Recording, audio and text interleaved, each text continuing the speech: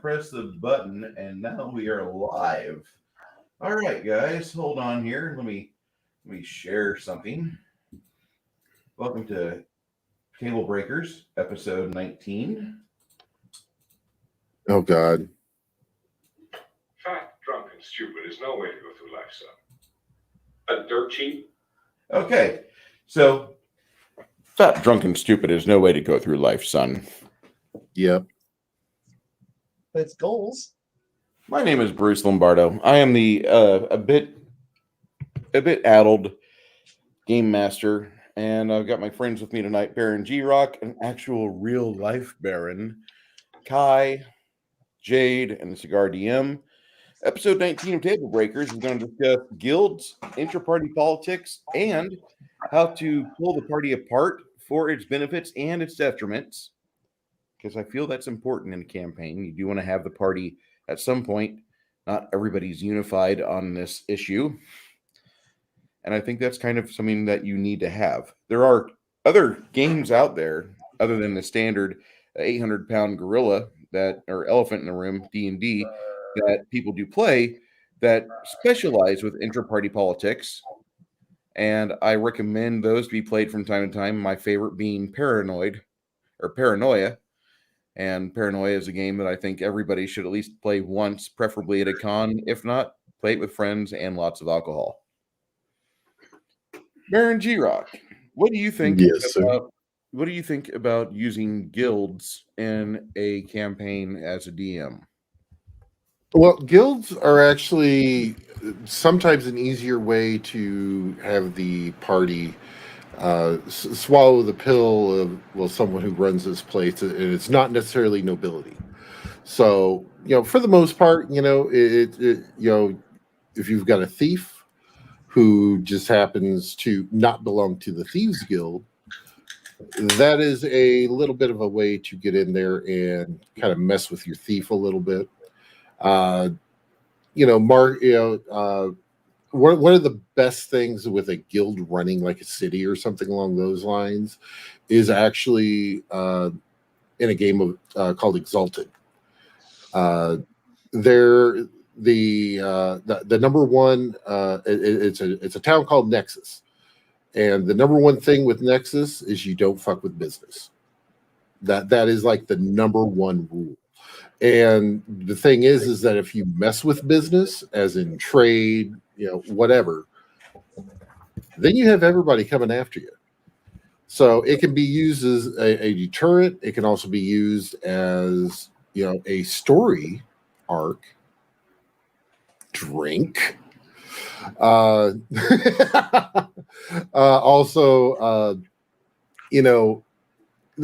It's about what you want, how you want to craft it. If whether or not they become part of the guild, or they're against the guild.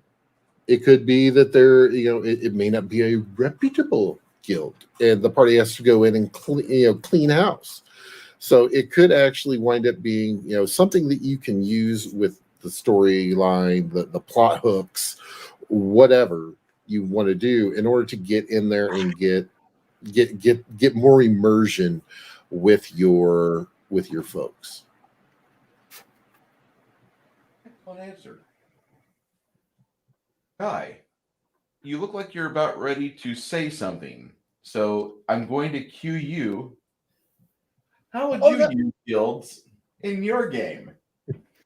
Well, first off, Garrett already went and decided to hit probably one of the best guild cities ever, because really honestly, it just, if you ever get a chance, just read the setting, read the world, ignore the rest of it, just enjoy unbridled creativity. It's great.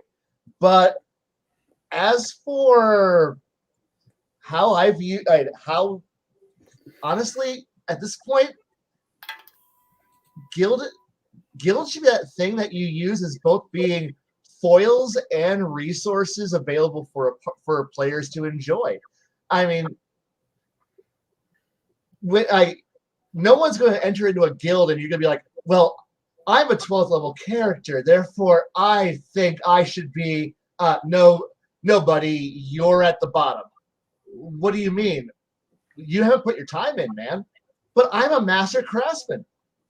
And well, I'm going to use my skills to overwhelm. No, you're going to offend, because the moment you've put a guild in, sure, you get access to a network of people who are going to help you, but you got to put your time in. You got to, like, you've now welcomed yourself into internal politics that you've chosen to be part of. Or you can have that player who goes, I'm going alone.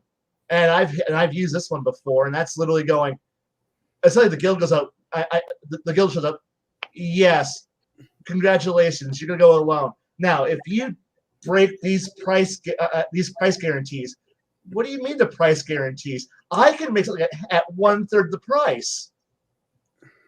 No, sir. Yes, you could.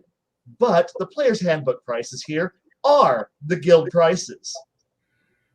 But the black market prices are on this page, on these modifiers. So you're saying if you undercut us, we cut your throat. Oh. Well, I can fight your one man. And the guild is far bigger than you. And when you start bringing in that almost this ominous feeling of the Spacers Guild from Dune coming in there and going, whatever power you think you have nothing.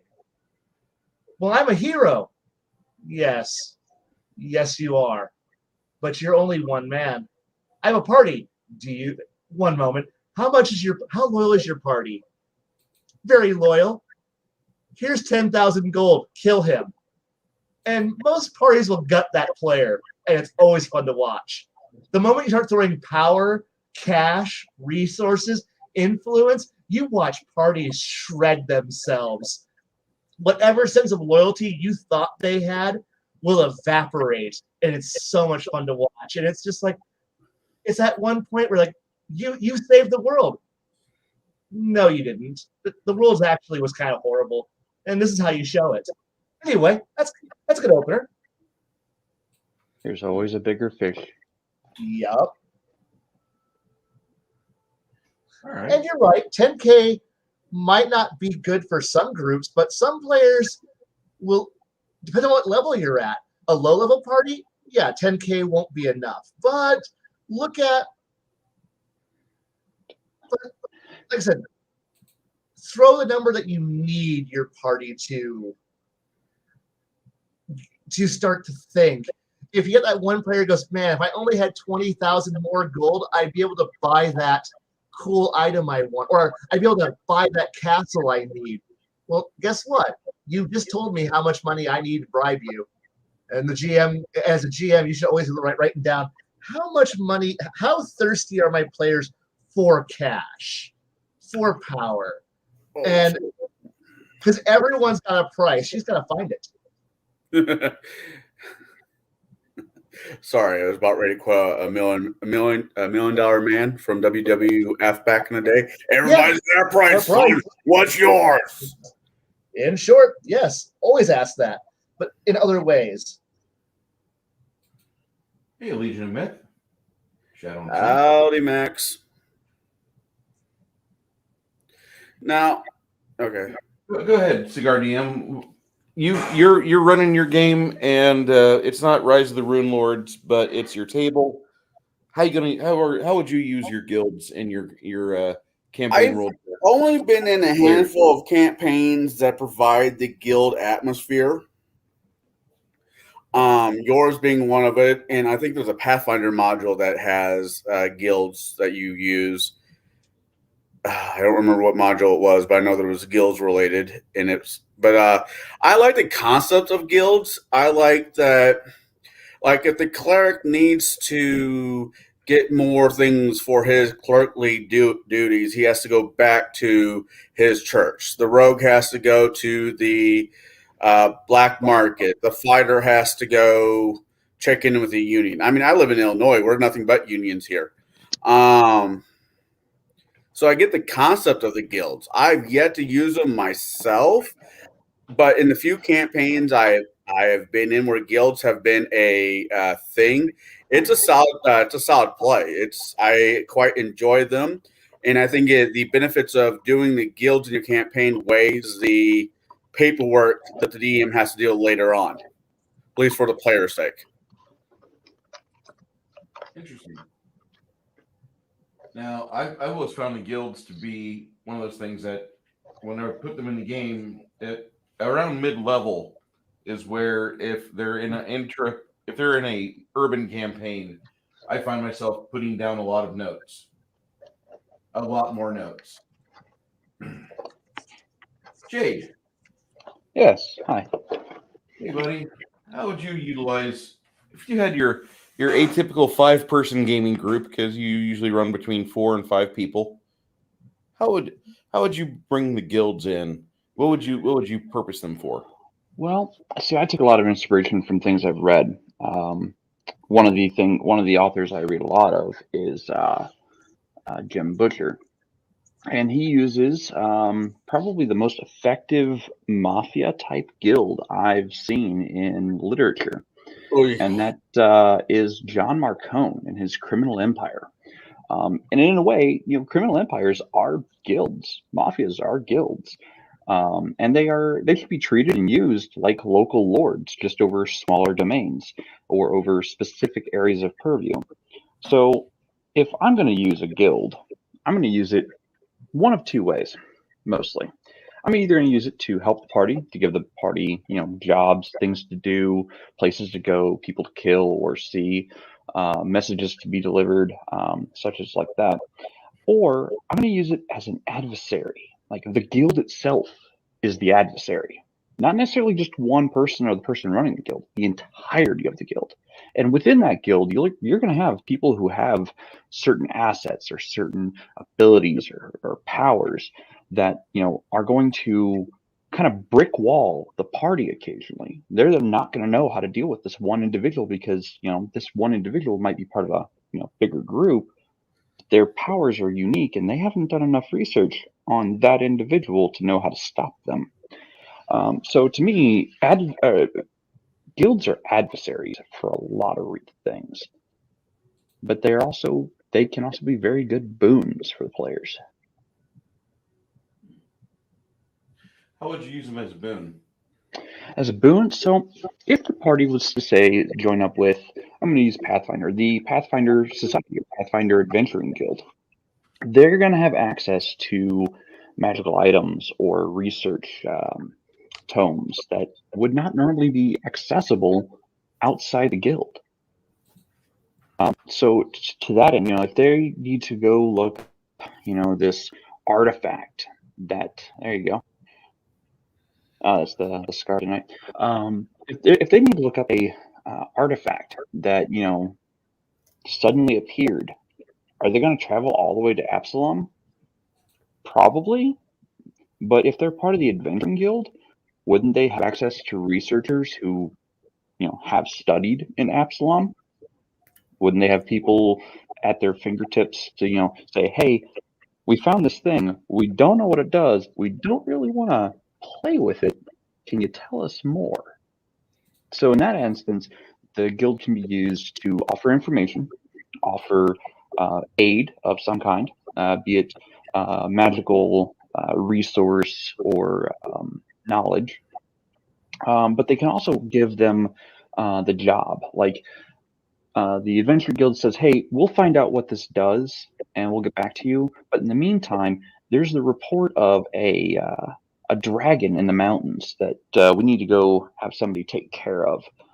It's just absolutely wiping out the livestock in the region. Can you take care of this while we research your thing? So it's in a way gives them the next plot hook, gives them the next thing to go do, while also offering resources and means that they would not normally have access to. Keep in mind, libraries during medieval ages, dark ages, you had to pay a fee to get in. They weren't just free to go to. That was assuming you could even read during that time. So having access to guild resources, whatever they might be, would be a significant boon, especially if some of the people are artisans, like master crafting blacksmiths or master servants who can take care of your horses when you're in town, or run a manor while you're gone. These are all things that a guild can help a party with.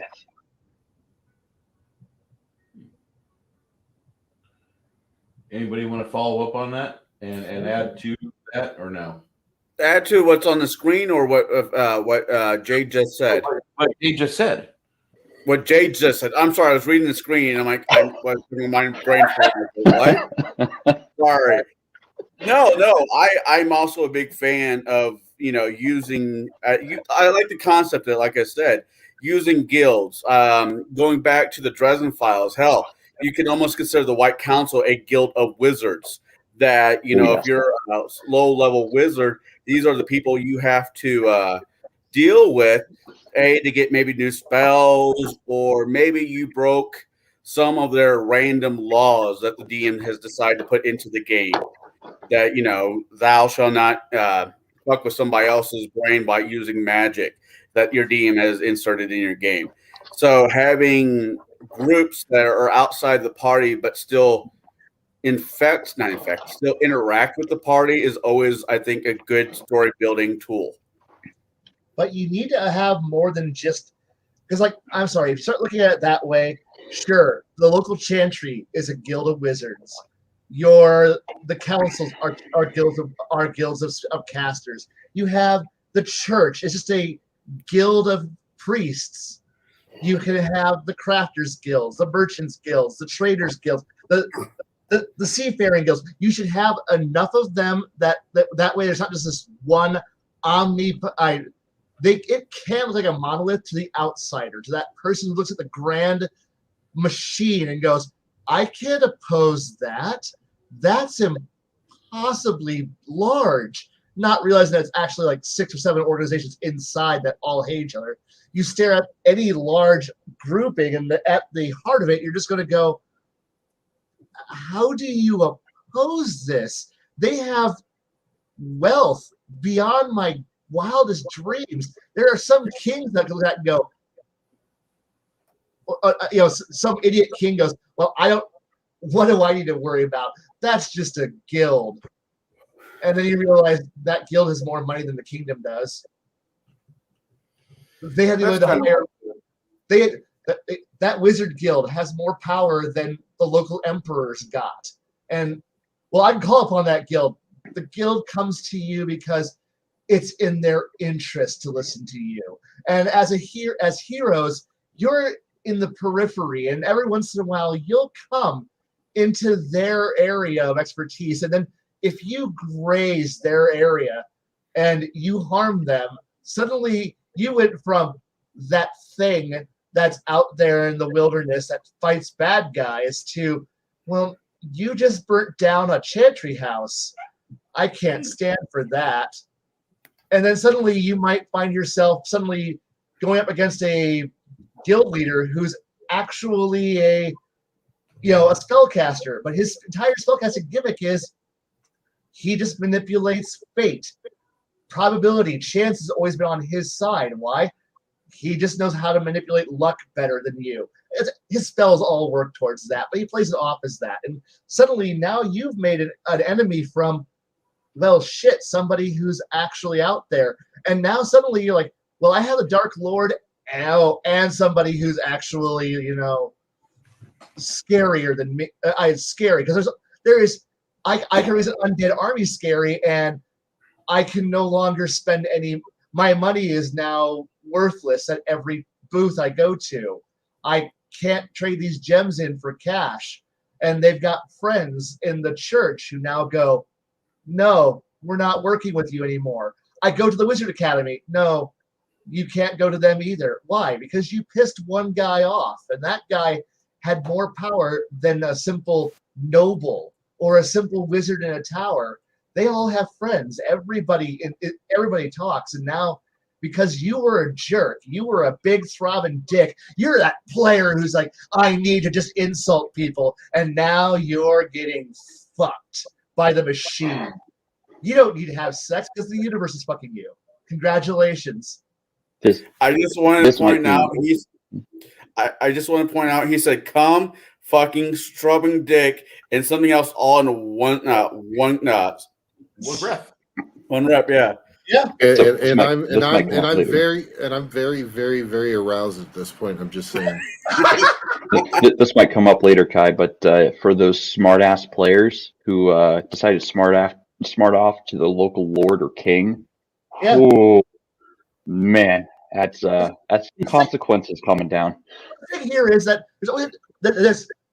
You smart off to a king, and it's like, well, my knights are gonna come after you, and you guys like, okay, cool, nobility, yeah, that's cool, and then you're like, okay, that's fucking nice, and then you piss off all the church, that's okay, but when you piss off the people who make your magic items, make you your potions, the apothecaries, the people who who are watching your merchants, watching your carts as you go traveling to the countryside, who ensure that you have good food. All the people who you think aren't like, and then you go take a nice nap one night, and then you just don't wake up. Why? Because that servant you hired just poisoned you, or he slit your throat, or he made you enjoy get really intimate with a pillow. And suddenly it's just like, sorry, you just died. But I pissed off a merchant. You died. You pissed off the wrong merchant. You pissed off the wrong merchant. But yeah, that guy who didn't want to give you that half price discount, whose shop you robbed, he had friends. And it took you about 4 adventures, but that failed perception check, yeah, you're dead now. Here's a new character sheet. Start building. I want to get back to the pillow comment. No, Is it more of the the face, or is it more of the having going somewhere else? just no. Just let it happen, guys. Just let it happen. Go to sleep. Don't fight it. Just die. Shh. Yes. Hey, so Now I am like totally aroused now. Thank you. I'm moderately erect. Thank you. I'm sorry. And ladies and gentlemen, this is why I drink. Welcome to the chat, all of you guys that have filled in the past few minutes, and I'd like to introduce the topic of the night, which would be guilds, organizations, and intra-party politics. And Soy-based Jeremy, Tim Christ, Shadzar, welcome everybody. And the thing is that you really hit it on the head there, Kai. The thing is that these organizations, you don't have a real guild for clerics. It's a temple. It's a place where they can go and grab an altar boy or whatever. And what I say, Hey, Oy vey. maybe a temple prostitute, whatever, and that's the thing. You have to have certain things that are going to draw players into wanting to have a membership with this guild. If the guild is just like the Wheelwrights Guild and they're travelers all across the land, yes, the party is caravan guards and they are just one of thousands, but the guild they are with holds a lot of power because they're the ones that usually deliver the news. Keep in mind, it's not a metropolitan life that the fantasy games give, where they can tune into their crystal balls and they can figure out what's going on the other side of the planet. Oh no, Waterdeep is getting hit by a tidal wave. Tolis has got a evil book causing thunderstorms and earthquakes. They don't do that. You have a stranger come in town, and typically that stranger has got news that nobody else knows about. So that's atypically, like, the guild might be a way for the parties to introduce things into where they're going, which is what I always try to focus on. Yeah, you always want to try to insert the party into the guild life. Just the tip, just the tip. Of the iceberg there to quench their thirst. Now, there's other ways to use organizations, but having the party be their muscle or be their operating arm is always a preferable way for me.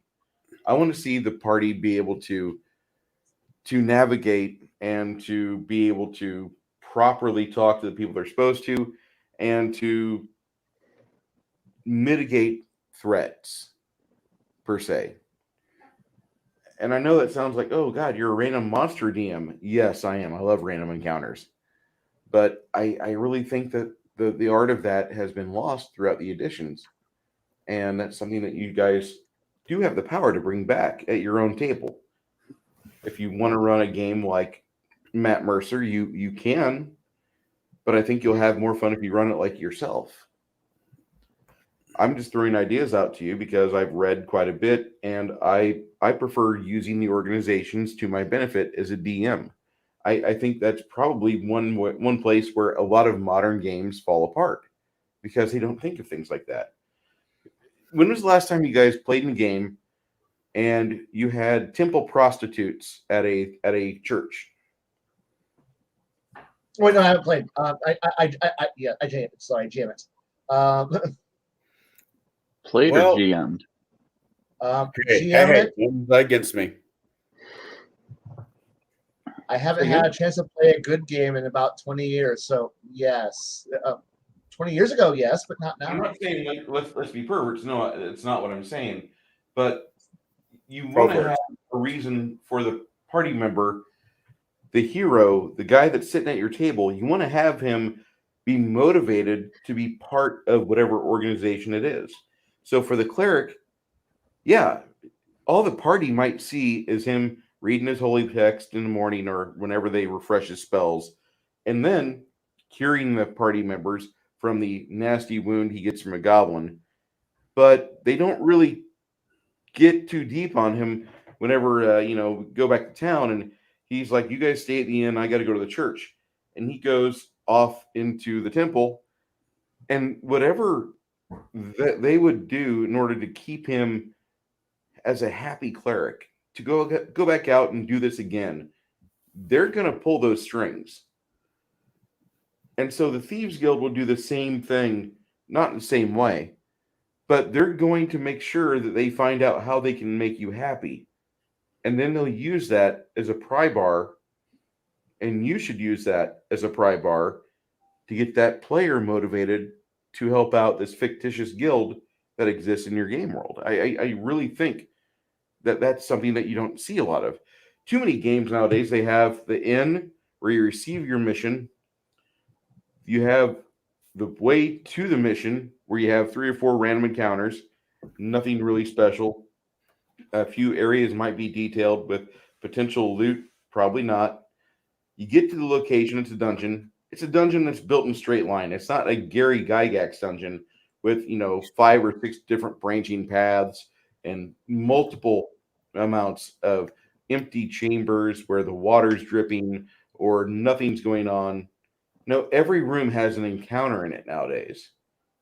Every single one of them. I was reading through Paizo, the Iron Fang invasion, and for crying out loud, even their towers, every stinking location in that game, it must have an encounter.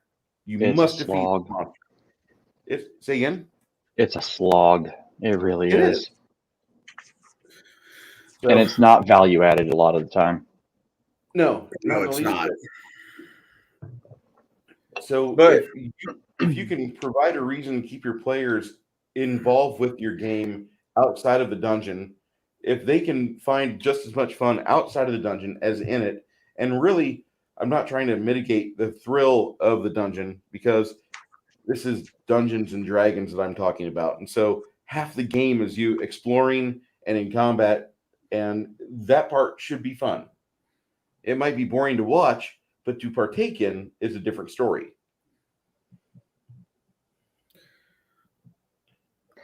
Last time I used temple prostitutes was probably for Wrath of the Righteous. It really wasn't temple prostitutes though. They were at, was it the city of Iz? This is a final module, and the party had to go to a basically a brothel to get information. That was the last time I used temple prostitutes in a game. Yeah, I was about to say it was that campaign was the last time I've seen Yeah. played where the concept was, as a a guild kind of situation. I'm really trying to stay in the guild aspect, but bring in the brothel scenario.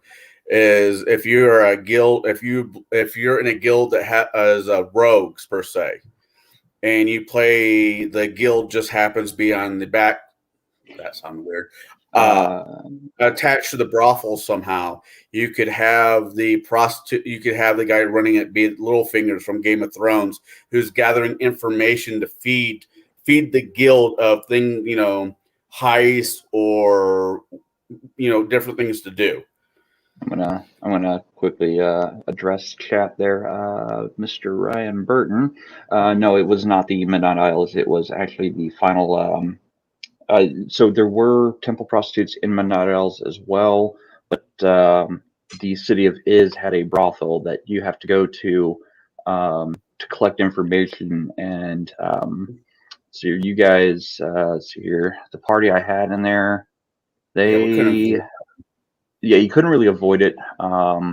And a lot of it took time. It was basically a big stalling tactic for the enemy at the time to put the moves on the players, even though the players were basically seeing copies of themselves in these lewd acts because they were polymorphed beings.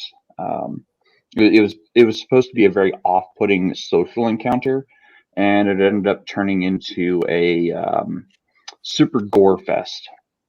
Well, it kind of happens when one of the players is an angel-based paladin, doesn't put up with much shenanigans. Yeah, I mean, there's that, and one hit slaughters and all sorts of shenanigans. Your mythic. Yeah, that was the mythic game. They were mythic tier 9 at that point, maybe tier 10. They were also pretty close. Yeah, it was either 9 or 10, and it was really close to level 20 at that point. Yeah, it was when we You said hit the last evil. one. Evil words, mythic. I was in Okay.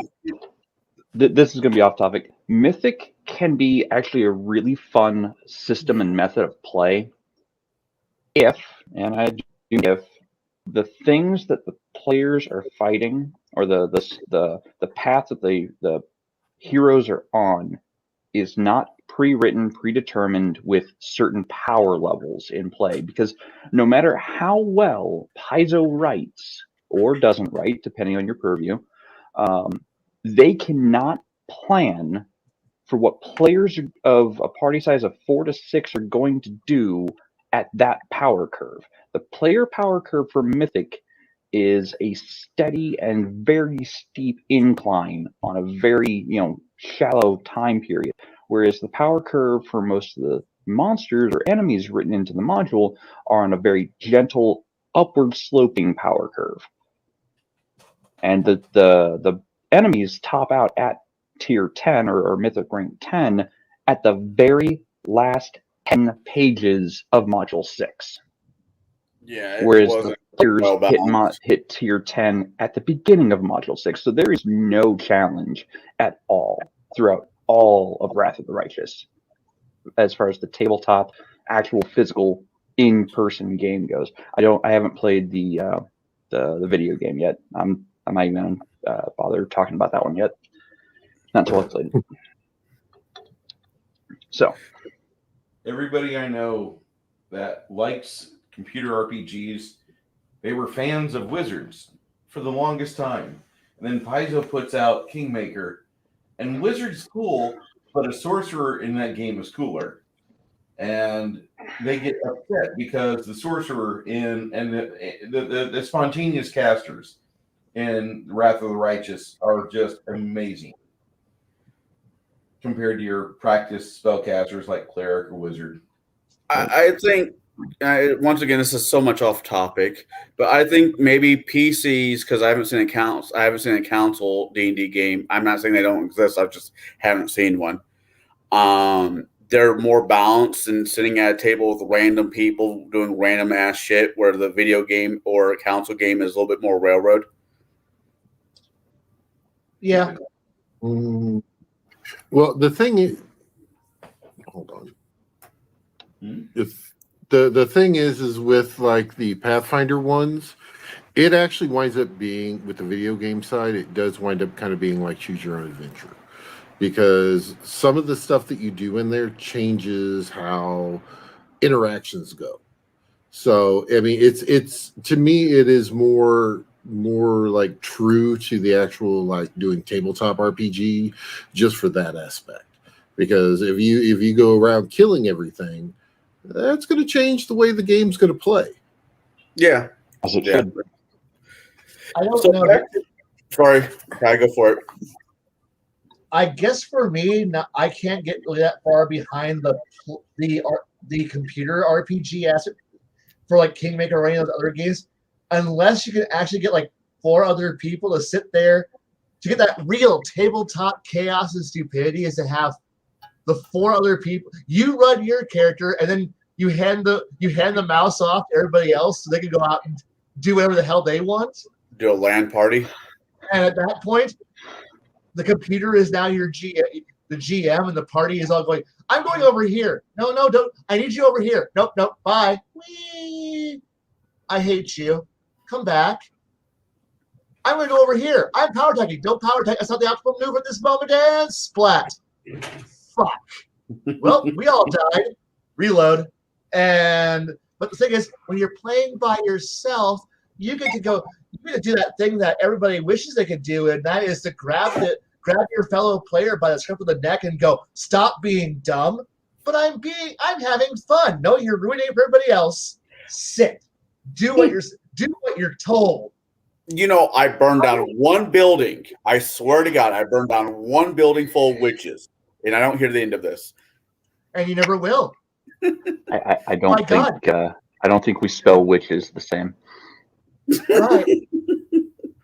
The thing is that you might spell them WITCH, but I'm pretty sure everyone else spelled them CHILD.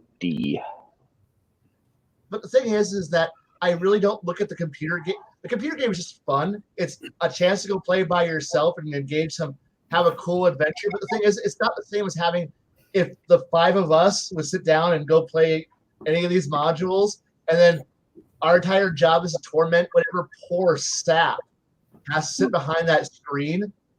And he's like, all right, everybody, we're going to play this. And we get Connell lighting the small, a building on fire. I'm trying to overthrow a kingdom. I don't know what everybody else is doing. I don't care what everybody else is doing. Because I've got an instant messenger program, and I'm writing a small novel going, this is all that's happening in the background. Do we have 8 hours downtime? Here's what's happening in 8 hours downtime. Why? Because I have it itemized down to the point where if you give me 5 minutes, I've got a plan, and I'm going to engage. Like, you all have 2 hours of downtime. Initiate plan Charlie. Boom. Charlie 3. Got it. Boom. And wait, you have code names for all of your plans? Yes, and contingencies all ready to go. Why? Because I need downtime, and we finally have it. Click. All right, let's go. And everybody else, I have no idea. Here's my itinerary. And that's where guilds can come in too. If a party member is part of a guild that'll help them do all of those shenanigans, then yeah, absolutely, that's the stuff that can happen in the background. Yeah, and the thing is that if you get that one player, the guilds is a great way for that one player who just can't find interaction at the table to be engaging because everybody else is either hogging the screen time or being retarded. Having that one player goes, I'm just going to go off over here for a while and go deal with the guild. If you need me, I'll be over here. And then you're off busy, being a guild member and having guild hijinks and shenanigans. Yes, shenanigans. And then Shenanigans? Say that word one more time. I swear to God, I'm going to pistol whip you. Do it, please. Hey, what's up, Mario? Shenanigans. Yes. But the thing here is that it's like that's a great way for that one player who has the novel of a contingency plans to have an outlet, because now they're part of an organization and they can do something. So when the rest of the party is, I'm out drinking, whoring, and punching people at the bar and being hauled in by the MPs because I'm a fucking retard. Guess what?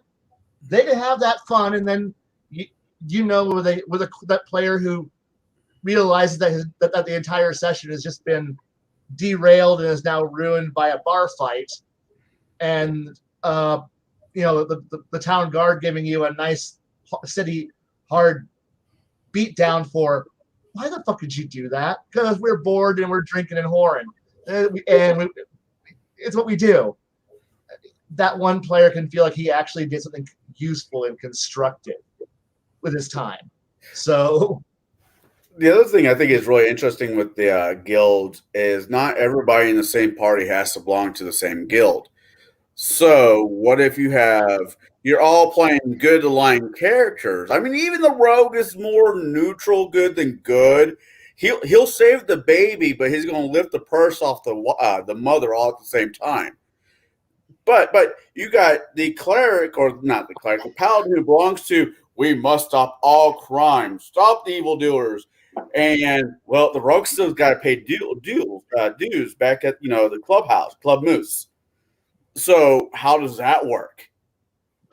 Well, that gets into intra-party politics and how guilds can influence them. I mean, we can branch into that later on, but I was thinking about that. If you want to dive into it now, we can. We're just going to be operating with like 2 hanging topics, and I'm okay with that. It's all Yes. we derail like Amtrak. Let's go, okay? Ouch. The thoughts of Kai are not the consensus of TableBreakers or TableBreakers group. So anything that Kai says, we may not fully agree with. And okay, I think I got the disclaimers out of the way. Go, Kai. I really quick though, with Kai and all his different plans. I know I'm going by the cigar DM, but I'm really thinking about starting calling him Hannibal because he is the man with the plan. Give him an hour, he'll have a plan. Give him 2 hours, he'll have a great plan. And he'll fire millions of ballista bolts and not hit anybody. No. He'll fire the mean cannon, and millions of emotions will be upset. I like it when a good mean goes to when a good mean happens. Look, you aim over them. That's what you do. You make them think you're shooting at them, so they all duck. And then you shoot ducks at them. That's right. Shoot a duck. Yes. The wizard finds a way to fly a castle, aka a tank, whatever. I think you're Mr. Guyver now, and with A-Team here. They flew a tank. I know. Anyways, going back to guilds and how to fuck with the DM while the DM's fucking with you. And what else do you want to discuss on this topic, Bruce? Well, the thing is that with guilds, I wanted to see what you guys would do and how you would progress your game, because it is a game. You could say you progress your story, but then we would have somebody in Sheboygan explode out of anger. But I think that you need to have and drink. I said story.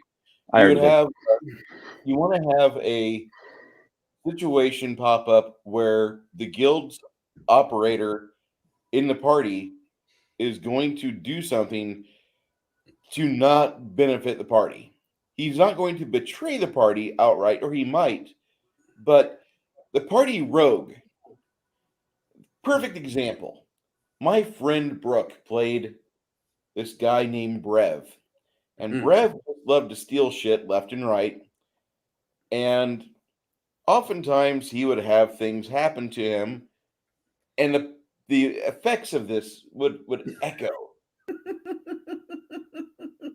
And he didn't like it because he started, realizing that, I get gold and experience points for these gems, but somebody really misses these gems and now I've got a couple thick-neck Tonys after me, and they're going to push my face into the wall at a high velocity. Oh, oh. repeatedly until it gets through. Yeah, where's the fucking necklace, Lebowski? Where'd you put it? And it's going to be one of those situations. It's down here. It's still down here. Just put my head back in the toilet one more time. I'll find it. So you have situations where that's not bad when it happens to Brev. But say if the party gets attacked while they're staying in a city where they've stolen stuff from, or in a city close to where they've stolen things from, and they didn't realize they stole it and fenced it because the rogue is a sneaky bastard. But now the party's getting hit. How do you, as GMs, how do you guys deal with that? How do you throw that in the party? Because that's a lasting situation where you as a GM, you really should run your games hard. And when I say that, I mean you shouldn't allow your players to roll a 15 on diplomacy check and all is well, and that was it for that little encounter. No. You should force your players to role play. You should force your players to try to figure out how to keep their skin attached, how to keep their skin attached, how not to be circumcised in a back alley, how to keep their head attached to its neck properly. You have these guys that they want to go fuck everything, and there's going to be a time where you have a bad situation where one of your younger friends at the table is going to take a 19-year-old character. He's going to have an affair with a 15-year-old girl or younger, and that should follow the party. That should follow the party. So I'm pretty okay with that. I'm pretty okay. No. Hit the party with this. Like, hey, your junior fighter, the pugilist in training, the 19-year-old that is a part of your party. He went and screwed a girl he thought was a table wench at a bar, and come to find out, she's a little duke's niece, and she's only how old? Oh, this could get very interesting, and it should. It should get super interesting. Choices and consequences. Play Yes, stupid don't games. let them off. You also never know that. Look, you never know what. I know every once in a while, it's the players who always get the idea that we're the ones that are going to go out there and slum it one time. It's like, oh, we're rich and powerful, we're going to slum it. But when you're second level, when you're just fucking around as that newbie character, and you're out having that first, in character go drinking and whoring session, which everyone engages in at least every once in a while, and then you're out there and kind of to build off of that thing that you kind of worked with there, Bruce, and with that idea of, well, yeah, that person that you were out there with, they're the ones who chose to slum it that night. They're the ones who snuck out there and went, you know what, fuck it, I want to go sleep some big giant burly retard, aka a fighter. And then suddenly, a week or two later, because players, fuck it, it's just a one night stand, no consequences, until suddenly, oh shit, hi, and then suddenly it's like several royal guardsmen are sitting here going, yeah, the princess wants to talk to you. About what? Yeah, about the fact that you need to find some money real fast. What? Oh shit! And because now Daddy's little daughter is now knocked up, and she's gonna either knock you out of the picture, which now you're like, wait, what? Well, she can't let it be known that she slept with some common some common loser like you. Wait, I'm a hero. You're a third level character. You're a loser. Okay, real quick. At what point do you have your campaign NPCs stop leveling? Say like you have a war hero. Say you have General Mad Dog Mattis in your campaign. What level would you make him? Baron? I'm not catching a reference. Yeah, Mattis me was either. he was a 4-star general out of the Marine Corps, and No. he was Patron saint for a while.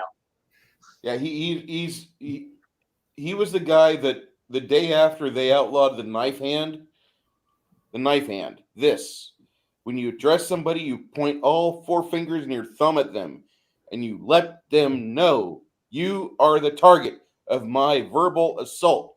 Your feelings will not be spared. They outlawed this, and a day later, he resigned from the Marine Corps.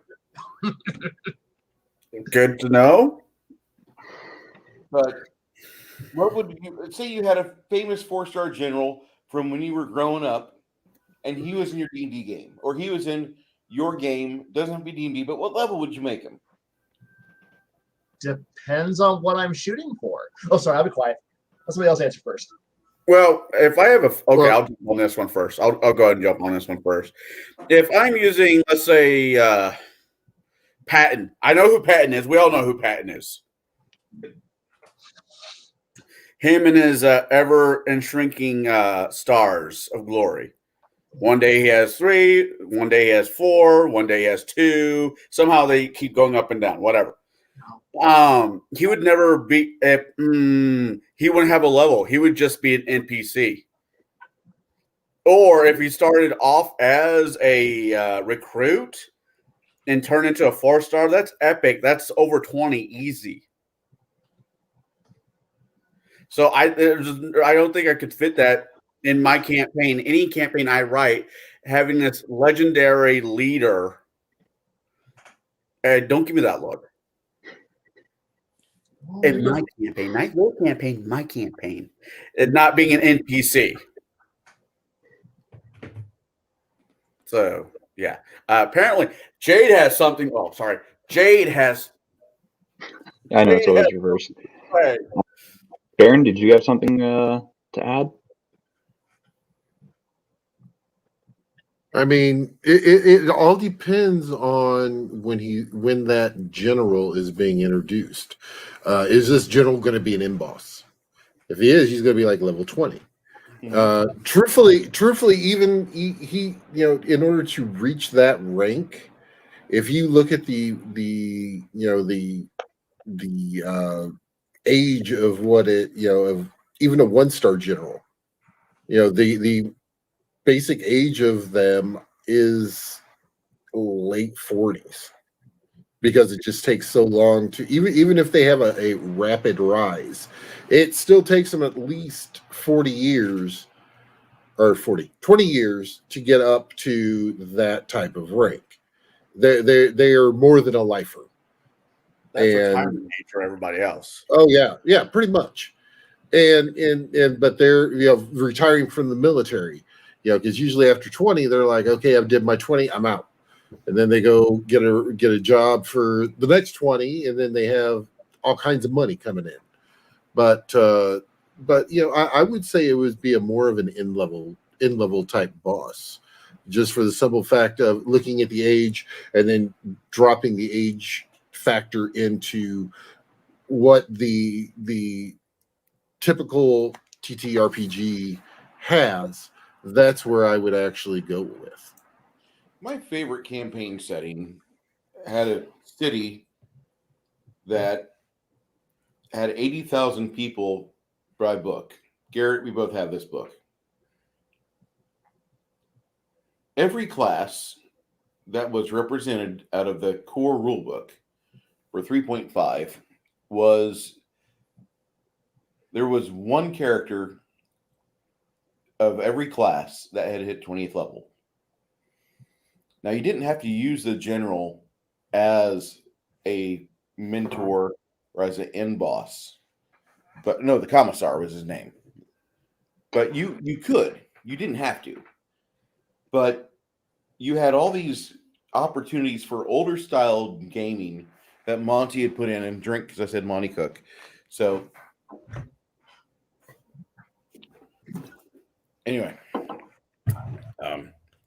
Monty Cook wrote all these mentors in to where if you had old style, level up, find a mentor, get trained by somebody better than you. You had all these opportunities to have that. And all of these people were involved with organizations. Everything ties back to Tollus, okay?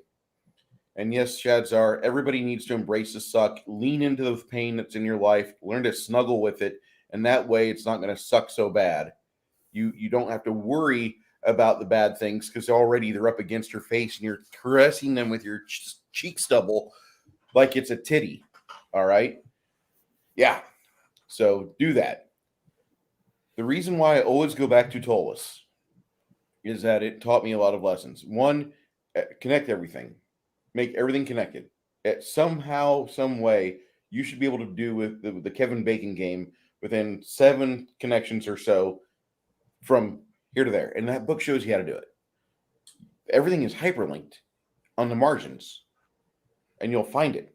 Secondly, there's organizations. They detail like 20 organizations in that book, from guilds to churches to political circles, everything. You have this tied in. So all the players really have to do is open up their fucking mouths and role play.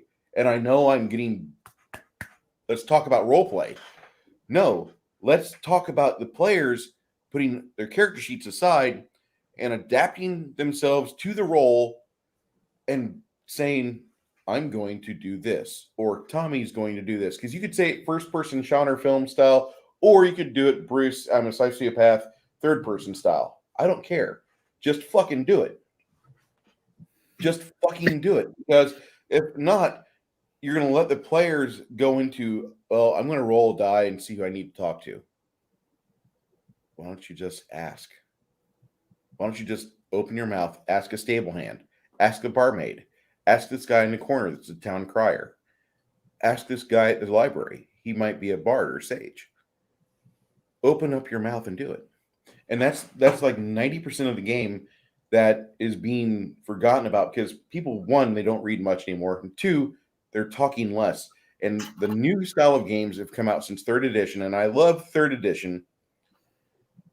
I'm telling you that was kind of the downhill for the entire industry because it brought into this mentality where you could just roll a die and you know everything about said topic. I roll a die. What's my knowledge local about this guy in town? I roll my knowledge ability. What do I know? I roll a 38 because I'm a 15th level fucking bookworm. What do I know? So you do all these things, and as a DM, you curtail and you curate your players to where they open their mouth and they actively start to talk and interact with people in the town. Or worse yet, they're talking at the table to each other and they're saying, no, about 3 sessions ago when you were gone, we had interactions with this guy. Here's what happened. We talked to these people and your character was there. So now they've made it a little bit easier for this player to get in the mindset. This is not going to be a hard first introduction. I've already got a good relationship or rapport with this person or this organization, and now I can use this. Shadzar brings up a neat thing. Giving players a character sheet is like more than an index card with all the gear. This is how you get role players. The less information you put in front of the player, the less they're going to play to the character sheet. The more they're going to play to the character. Mm-hmm. Mike was talking about index card RPG. I know that a lot of you guys are not fans of 5e, and that's fine. You know, I'm not trying to convert anybody here. But the one good thing I can say that most of you guys might agree with, maybe, is if you look at the 5e character sheet, I'm saying character sheet, the list of skills is not as outrageous as it was in Pathfinder or 3.5. They've dialed it down by a lot. Yes. You don't need skills. 5e is the Nintendo GameCube of role-playing games. You have the do button. You have your 4 or 5 skills of do other thing, do this other thing, do magical thing, do thing that makes you not die. And so when I don't run like that. I mean, I've heard this argument. 3-5 gives you time. 400,000 I don't run like skills. that. Yes, People but who this run is 5e don't run like that. but 5e skills are like derp derp. I like do. Okay. Is it one of my 8 skills? And I'm going to show you the best character sheet ever made right here. Blank sheet of paper. You write down what you think is important to you. You don't have this thing where it goes, no. You need to make sure you fill out each little slot and make sure all your math. If you don't know how to do math, you don't figure out your equations. Your character sheet goes, what's important to your character? You write it down on this blank sheet of paper, and it's this magical document where suddenly you have to learn your shit rather than, well, now as long as I fill out all 18 boxes, I'm okay. Have you done your tax return yet? Do I even have it? It's like, because that's what gaming is. Have you done your tax return? Have you filled out items for 14B so that way you can get your math equations so you can go over here and make sure that you have gotten your attack deductible? Have you figured out, do you need to go out to sheet 3 so that way we can figure out what your combat modifiers are, because that way you can carry it over to box 12. There you go. Now you can play a good D&D fighter character. Yay!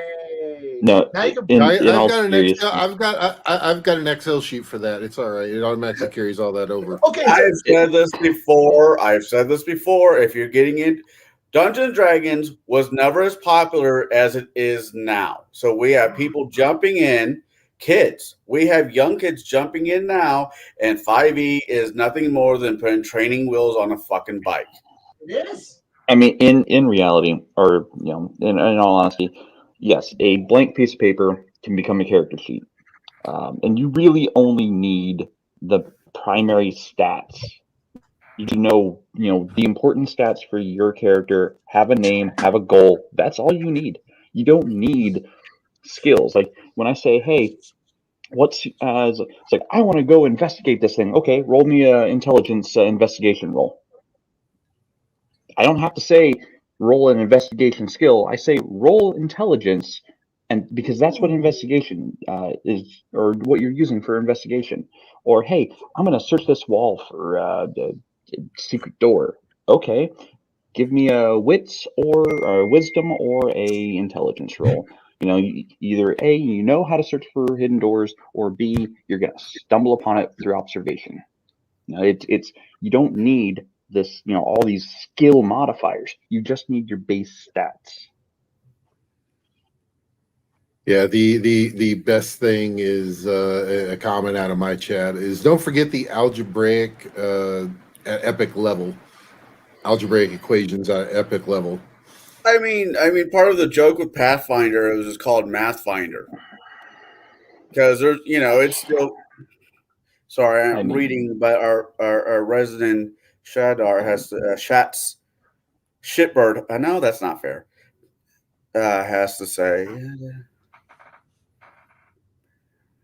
I mean, he's not wrong. D&D didn't really become popular until Critical Role really came onto the scene. Then it got incredibly popular. And you have to admit, it did get a lot more traction once something Critical Role started taking place. It got a lot more traction. That's a business. You have to build a brand somehow. You have to make yourself noticeable. We are way off topic at this point. Yeah. Yep. Back to. Sorry. I'm going to try to get this train back. Damn it. We have two topics. Amtrak indeed. Okay, so yeah, the game started getting popular. Unfortunately, there was a guy that tried to make it popular on his brand. Thank God nobody likes Will Wheaton. Fuck you, Will. Crusher. So shut up, Wesley. Yeah. So you have that, and then we had Critical Role come out in 2015. They were playing Pathfinder, and nobody really paid attention to it. But then all of a sudden, like something happened. All the tertiary people around Critical Role started making their own content, and then you have like this cute little girl with blue hair, and every guy that has never kissed a girl before, every guy that's never heard a woman bitch about her outfit or get snarky about another woman's outfit and makeup, he thinks Ginny D is the perfect girl. That's your virgin. Anyway, sorry, dudes. If you're gonna simp for Ginny D, I got no sympathy for you. May you have your divorce. And I'm sorry that I'm going to dog on Critical Role. I like Matt Mercer's work, I do, and I enjoyed Critical Role. I like some of the stuff that has come out. The music of Critical Role is great. The cartoon, if you enjoy cartoons, that's a fun adult cartoon. Now, don't take it as canon, and it doesn't have to be your game, but Fucking hilarious. No one. It's if you want to enjoy it, you can enjoy it. I like Harmon Quest better. Which one? The Harmon Quest is the guy who is behind Rick and Morty. He has him and they have their own DM, and the DM rolls everything. They tell him what they want to do, and the DM rolls it, and he goes, "You do it," or "You don't do it." But I mean, it is legit a actual role playing, as opposed to, because the DM has all the numbers, all the stats. He's the one controlling all the die rolls, and basically they're just telling the story. They have animated style that they put in there of them like walking through and doing stuff. It's actually it's I think they're on like the 3rd season. I love Harmon Quest. Okay. Back to guilds and how to use them. I was just saying that I like Tolus because it teaches you how to navigate and how to put together a fantasy city. How would you have your mayor operate? How would you have the local lord of the military work in tandem with the fucking Wizards Guild? How does a church that is a theocratic monopoly on the rest of the city, and whenever it's time to fucking issue guilt, here they come to lay down the smack upon your vices. That book showed me so many different ways of how to pry a party from one direction to another. So if you guys want to say this is just a 2-hour long commercial for Tolus, you may, and I don't, my feelings will still, I sleep with a fan on. I just want you guys, if you're wanting more help, that would be one of the first places I look. It does have a cost, but it is very good, and there's a lot of free samples on the web, and you should probably look for them. They have a system neutral version. They've got a Cypher, whatever system Cook brings to the table now. They got a 5e version, and you can find a 3.5 version somewhere on the high seas. Have fun with that, and you will. I think that these lessons that were taught there, they show you ways and how to pry the characters back and forth, and there's a main campaign in there that does take you from 1st to 20th level. But even more importantly, the ideas at the end of that of where to go from here, and they have about 7 or 8 pages for you to read. And one of the ideas is to, how would you pick up the pieces when these 3 guilds fell apart, and have the players start off as town guardsmen, an organization, a job, and have them go through their life, and just have them just don't even go like day to day. Have them go week to week for months at a time, and they're doing stuff, and there'll be things brought in and the evidence lockers, and they're cops. They're fucking cops. So you're gonna have to have a mindset to put it down to where your players are investigators or they're on beats, and they have to understand what's going on and how is the city going to react, and how can the players prevent things from sliding downhill at this point. Because at one point in the campaign, there's an opening for 3 full guilds to fall apart. That has huge ramifications. And worse yet, part of the campaign involves unearthing and freeing up a vault of evil artifacts, the Bane Warrens. Now, throughout that campaign, the good RPers, the good aligned players are awarded a lot of gold. So you always have a chance to have things crafted for you or to buy things at the resale shop. But if you have a evil party, that vault, the Bane Warrens, is all the reward the players have ever wanted. Anyway, Garrett, how would you pry a religious themed character like a cleric, a divine oracle, a paladin? How do you get them to pull the party off in a direction? And I know this is a softball question, so guys, I don't expect a softball answer, but this is a softball question. It's going to lead to other things. We only did this because I played the only cleric that in his games for like years. No, I didn't actually, but you were the one in the top left corner. Oh, that too. Basically you can use the church, especially I'm going to use Patola since we're talking about it. If your cleric is the Church of Lothian, they talk to their clerics. They do issue orders and edicts. So that's one way that you can, especially if they're either in urbanized or even if they're traveling, they will have a way of contacting their clergymen and to say, hey, this is an issue. You're in the area.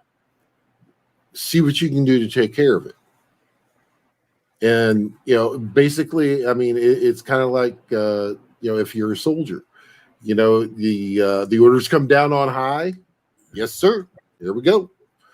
And, you do it until it's done. It's basically the same way. You are when you're a cleric or even a paladin, whatever, you are the eyes and ears and also the face of the church when you're out and about.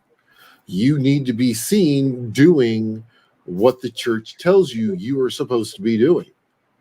And if you're not, then the church starts going, maybe we should part ways, and you get that the full blown early 2000s you're fired type deal.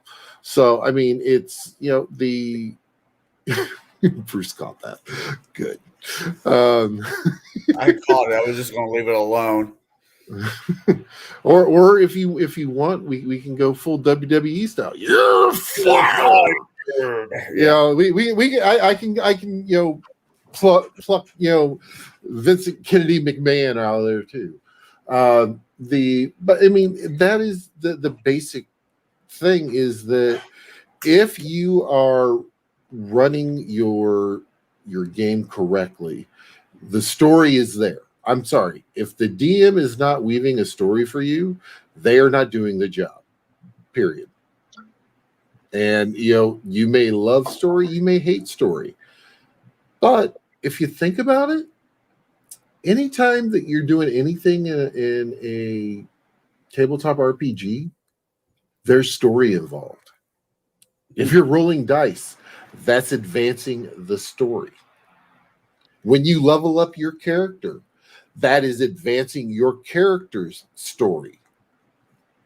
That's what a lot of people don't realize is that with when you're playing the character, you have your own narrative by what and I'm going to use 3-5, what feat you're taking, what stats you increase when you hit get stat boosts, the gear you buy.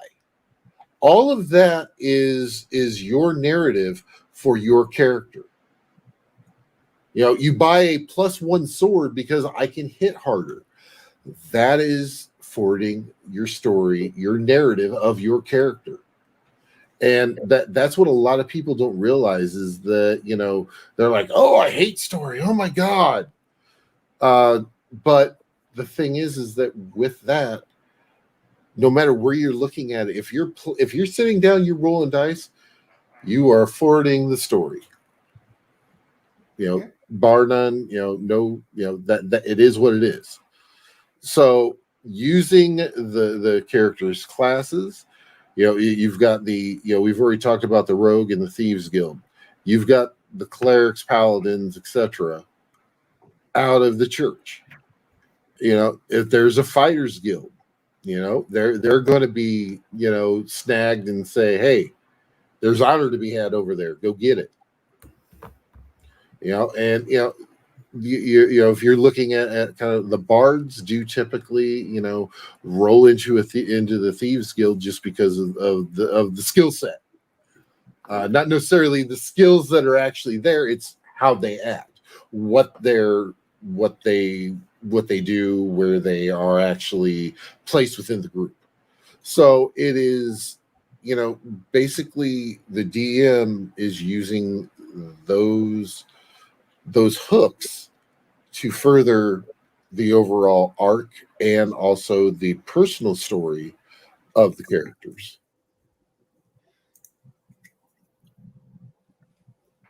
Okay. So saying that, you're going along the lines that I kind of thought you were going to go. And you also brought back something you said about 2 weeks ago where you said when you're rolling a die, you're actually character building, which story building. That kind of made a nice homage to that. Kai, you're a dungeon master. You have either a paladin, an oracle, or a cleric at your table, or you have a whole party of them. No.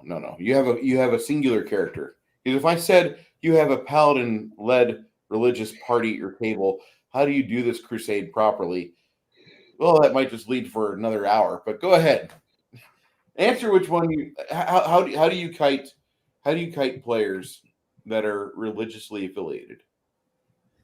I want to introduce you to a concept known as the celestial divine bureaucracy.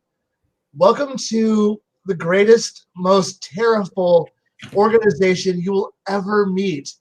As your party, it doesn't matter what god you are, now has to deal, like, we're going to pray to this end. Well, actually, your god has decided that you're not important enough, so I'm putting you off onto the sub god who's actually in charge of this department. He's going to handle you. He's going to be your caseworker for this time. But we're on a yes, you're on a crusade. But unfortunately, your crusade is actually not as important as it is as you think it is. But we're going to no. I'm sorry, because there's that one player who's more devout than anyone else in the entire universe, and you could try to let him be, some horrifying Spanish Inquisition guy, or since we're playing in high fantasy, and and you're not just dealing with a monotheistic faith or some Abrahamic religion thing where it's just like one angel going, "Oh fuck, did I start 3 religions? Oh shit, shit, how do I own this shit?" Okay, so far you're describing my Wrath of the Righteous group, but continue. Right.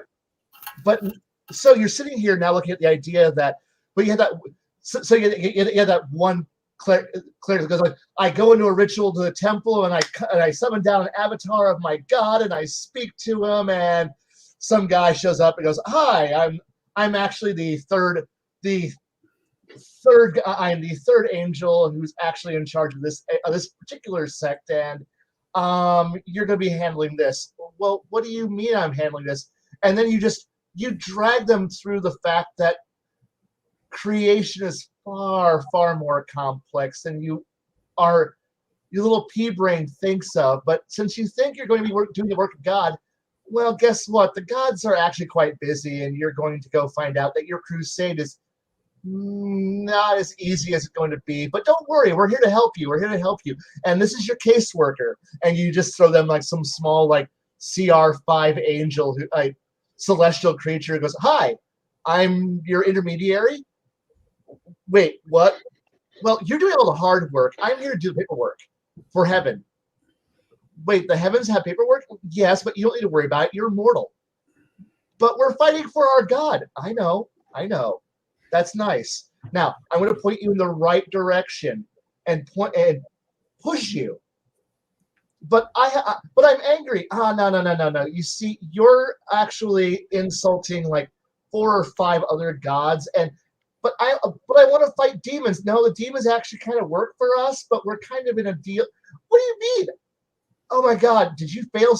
Did you fail your all of your theology lessons? Wait, there's theology lessons? Oh God, you really are an idiot. Come on. I'm going to point you at some orcs and go kill them. Will this make God happy? Yes. Yes, it will. Go. Take care of this problem. And when you're done killing them, come back and I'll tell you to go kill somebody else. Is it wrong of me to think I can't wait till you have like an emergency happen medically to where you have to be retired and all you can do is write our role playing paraphernalia and throw it on drive through, because that's probably going to be a better career for you than driving cross country.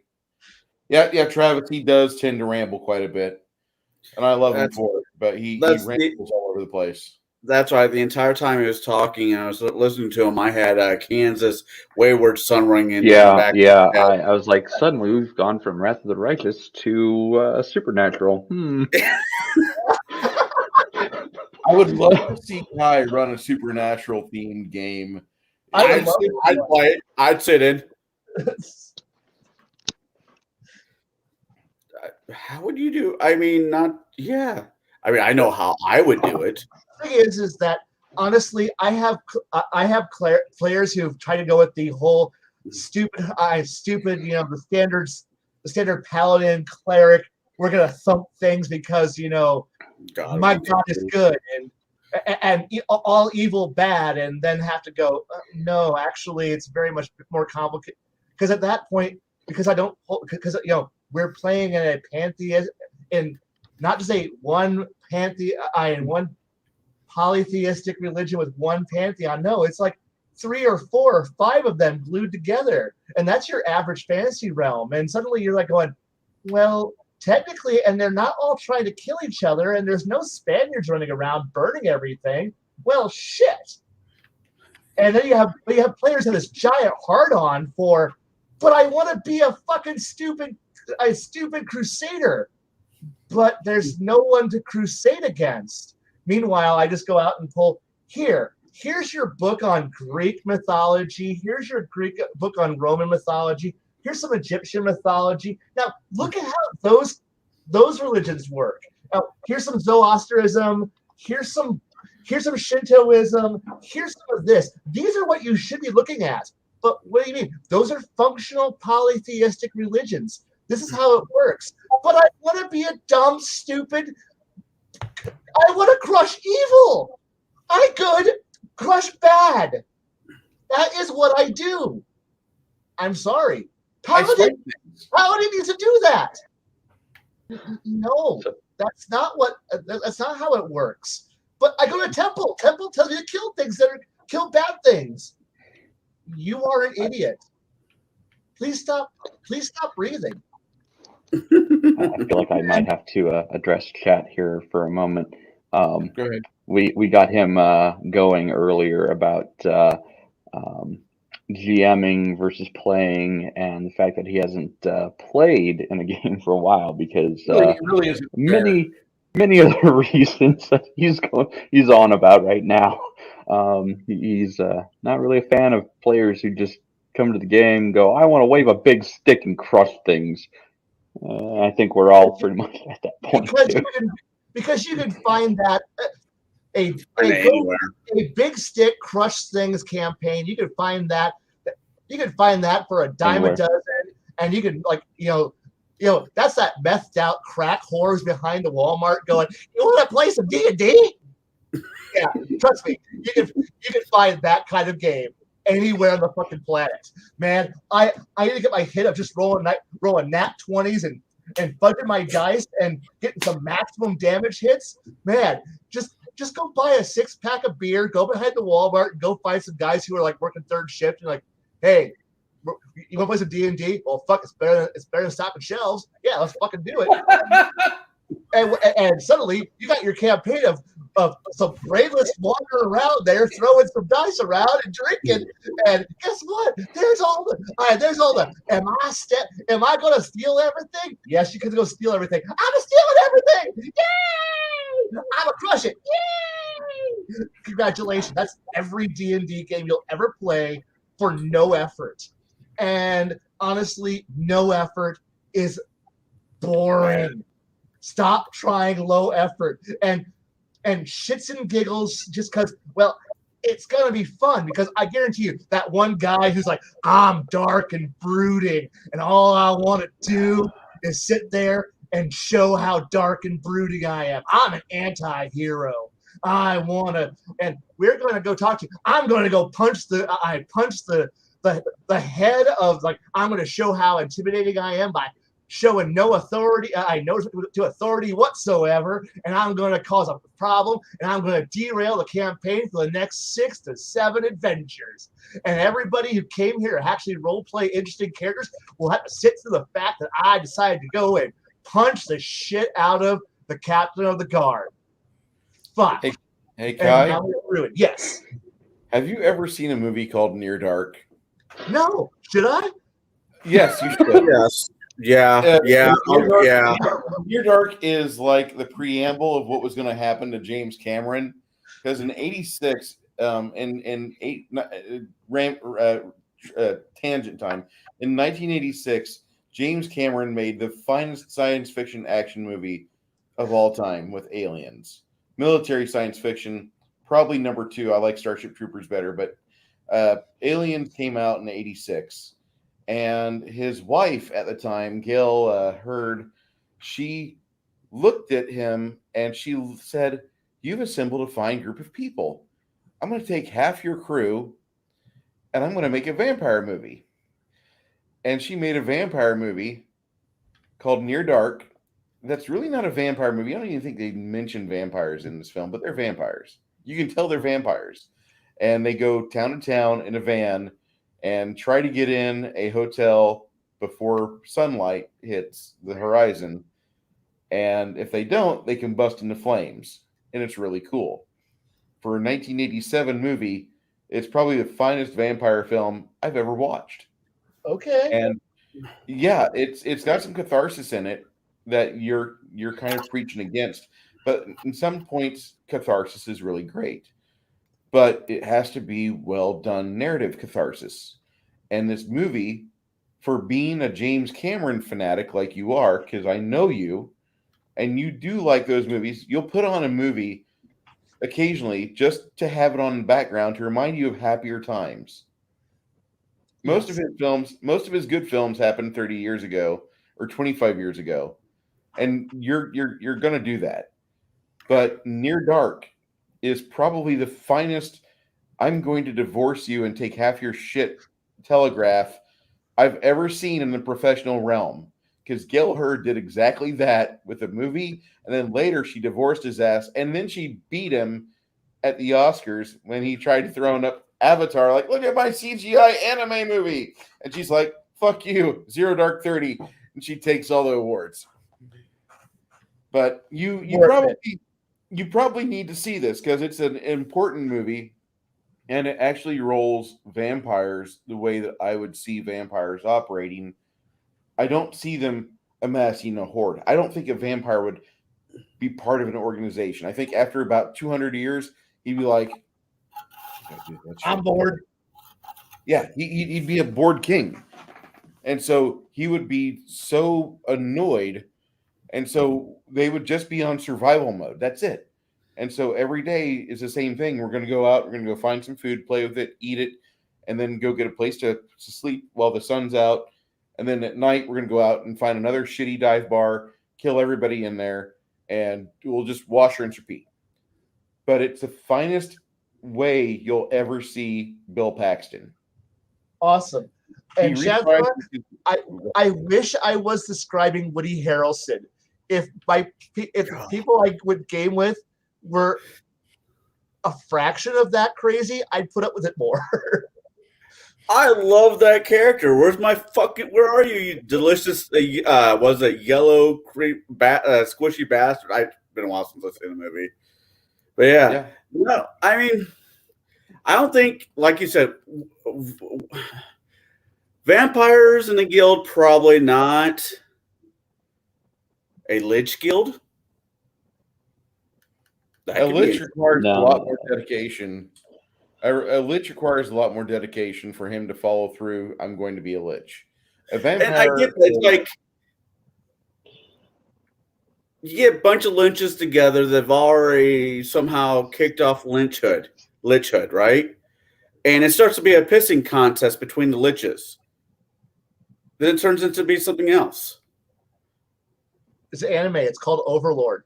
There you I go. haven't seen it. You should watch that one.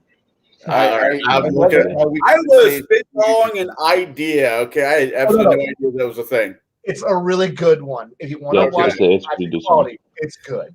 I didn't know if this is where Cigar DM. It's time for you to shut up. We this has already been done. I'm like, okay. Well, I've made my points that I wanted to tonight because we got into the organization side of it, guilds, and we got into the religious side of it being churches. And I wanted to hear that. Jade, I haven't asked you about how you pry-bar your players that are religiously affiliated. How do you usually do it? Because I like my example of the fucking celestial bureaucracy, which completely fucks up a lot of people's narratives. Well, all right. So that depends on the type of campaign I'm running. So if I'm running something that's on Rails, then player agency isn't as crucial to the campaign at that point because it's on Rails. If I'm running something completely off the Rails and just freedom, go where you want to go do what you want to do. There's two methods of using it. So I'm going to start with Rails. If your campaign is on Rails, like let's say Wrath of the Righteous, that's a perfect example for this. You'll have religious characters by nature because that's what the campaign's about. It's about good versus evil, the heavens versus the hells, or in this case, the abyss. So you're going to have characters who are wanting to go out there and fight the hordes of the abyss, and they need direction. So how do they get that direction? They go and pray to their god, to the angels of their god, whatever, however you want to give the information out. It might be the head of the church. Let's say using Wrath of the Righteous as an example, Queen Galfrey. She is the head of the church in her country, which she also happens to worship Iomade. So she comes in at the end of, or actually at the beginning of the second module set, and she tells the party or the heroes who just saved what's left of, didn't really save it, but what's left of Canabras, I need you to march this army of 100 paladins to Dresden to take it back from the demons. So that's the head of the church getting directly involved, saying, this is our plan of action. This is what I am asking you to go do. What is your reward? Reward will be taking the city and being in charge of the city's direction from that point forward. I'm going to install you as heads of state for that city. Now, I'm going to go to the off the rails side. If your campaign has no rails, you have no actual story, so to say. It's go do whatever you want. You write the story. I'll just I'll be the arbiter of the world, the controller of the rules and how things happen and play out. But you're the making the story. At that point, the players, if you have a player who is a cleric, a paladin, or an oracle, they're going to be looking for direction, and they are your typical hook character. That's the character you use to hook them in directions for religious orientation.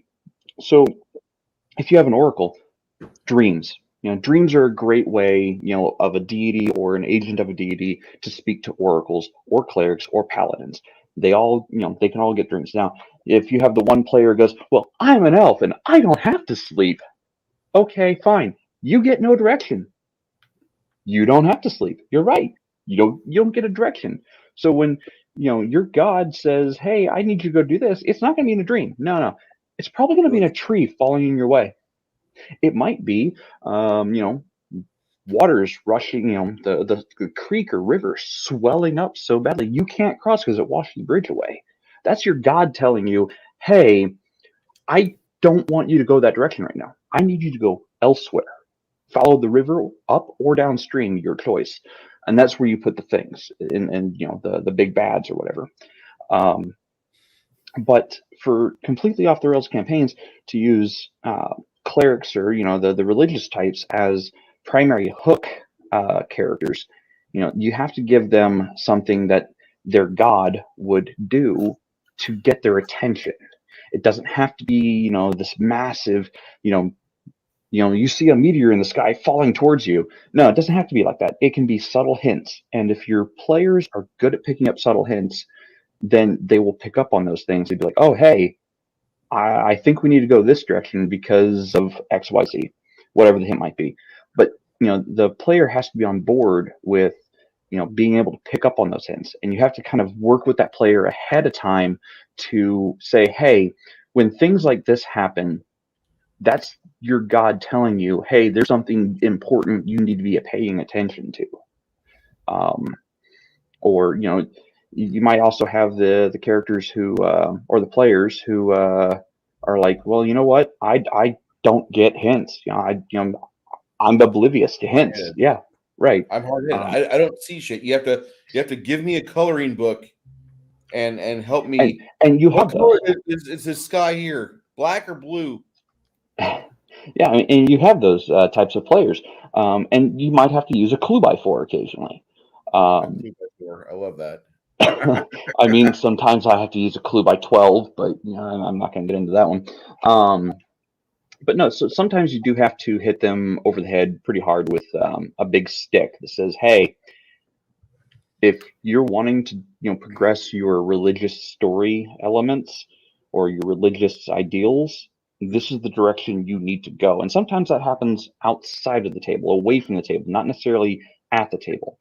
For the more oblivious people, I'm not trying to, poke fun at you or anything. It happens. Some people just might have an off day and might not be getting the clues.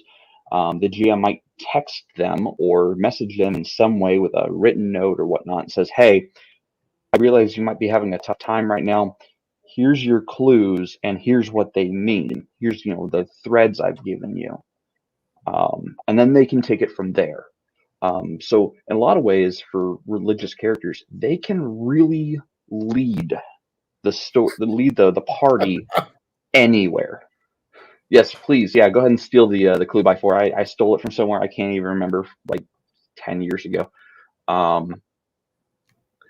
But no, so GMs, work with your players who want to play religious characters. Work with your players who want to advance gameplay or story or the campaign in a direction.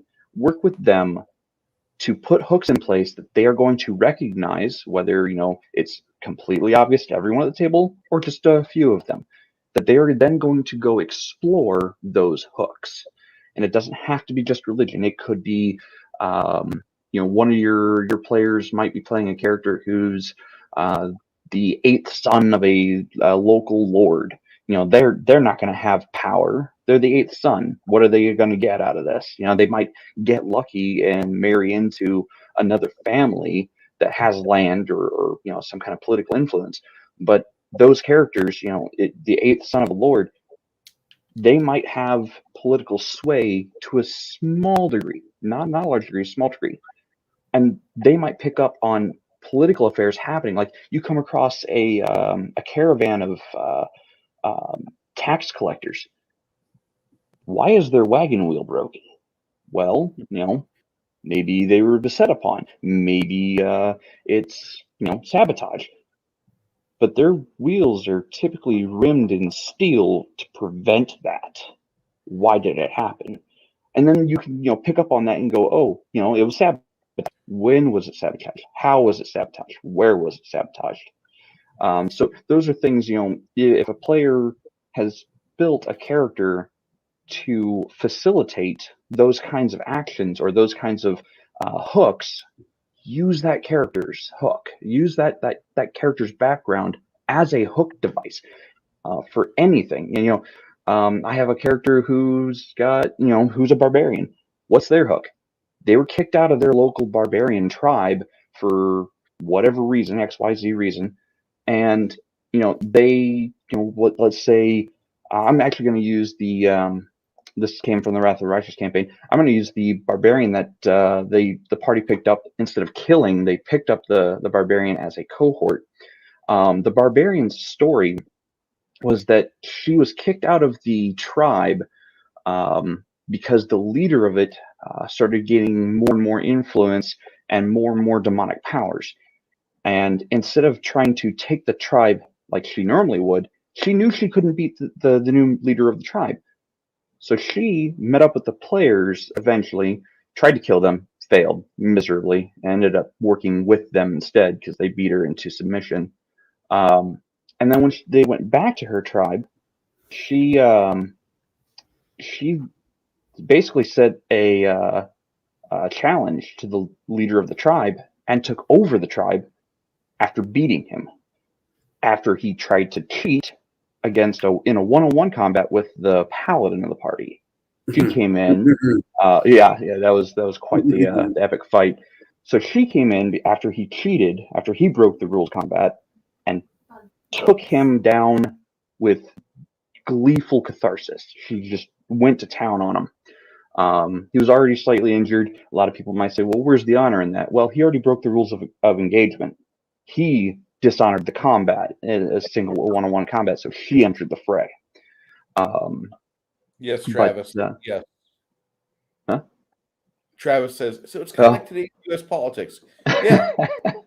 So, that was a hook to lead into. I mean, granted, she was an NPC, but she has goals. She has, her own personal goals. And that I think that's one of the big elements that's missing in a lot of games is your NPCs have to follow a goal, a occupation, and they have to have, there has to be something at stake for these two objects, their occupation and their goal. And if you have those elements plus their disposition towards the goal or their job, those elements can make a living campaign. Those elements can make living, breathing NPCs. Just because they fought this barbarian in a castle, and they were supposed to kill it, and they decided not to. Well, shit, what do I do with this barbarian? I make it a story element for them to go, hook to go find and use in a future combat scenario or future role play scenario. So these are just things you can do, not just religious, but there are a multitude of ways you can hook players based on their character's history or the character's build styles. So I hope that answers your question.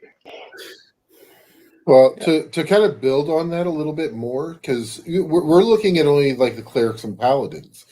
We're forgetting about the flip side of the divine, which is the druids. Yep. Druids are I mean, to me are a lot easier because you can have animals come up to them. You can, nature speak to them. Trees sway in the way to force them to go certain way, them and the party to go certain ways. So I mean, it's just not only on the divine side, especially if they need that clue by 4 upside the head, but it's also the on the divine side, you can use that all. On the druid side, you could use it also. Mm-hmm. Absolutely. Berries, druid circles. You can. Yeah, go ahead. I mean, druids even have their own fucking language for a reason. I mean, you can't be. The only way to learn said language is to be a druid. Therefore, they have their own basically set up where if they need information, like as Jade has said, that there is ways throughout nature or other druids that they can get said information. So, yeah. You were saying, Kai? Druids are not hermits. They usually belong to larger circles. So you can either have petitioners, people who, other woodsy folk, your rangers, your barbarians, your more rugged individuals, your lumberjacks come up to your druids and going, help. Or, as we did say, you could have your Disney princess bullshit moment of some fairy, some birdies come floating in on a tree branch and go, tweet, tweet, help us! The evil people are burning down the woods. Oh, now Druid's like fucking Greenpeace with an assault rifle. Now we're gonna go out there. We're gonna go kill some people. I hope you like. I hope you like. What are you gonna do? Fucking fiery fireballs, death and destruction. Oh, and a tidal wave. Oh shit.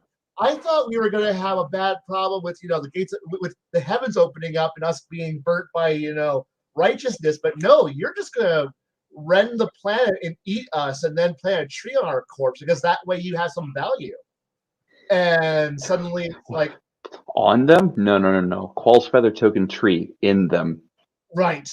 But still, but when you get your pissed off druid because, some squirrels and birdies decide to come over there and tell you, passing on the word of the tree, because somebody mowed their grass wrong, and oh shit, the nature god's pissed, and you didn't offer your proper sacrifice to him, and now your druid's shows up and goes, you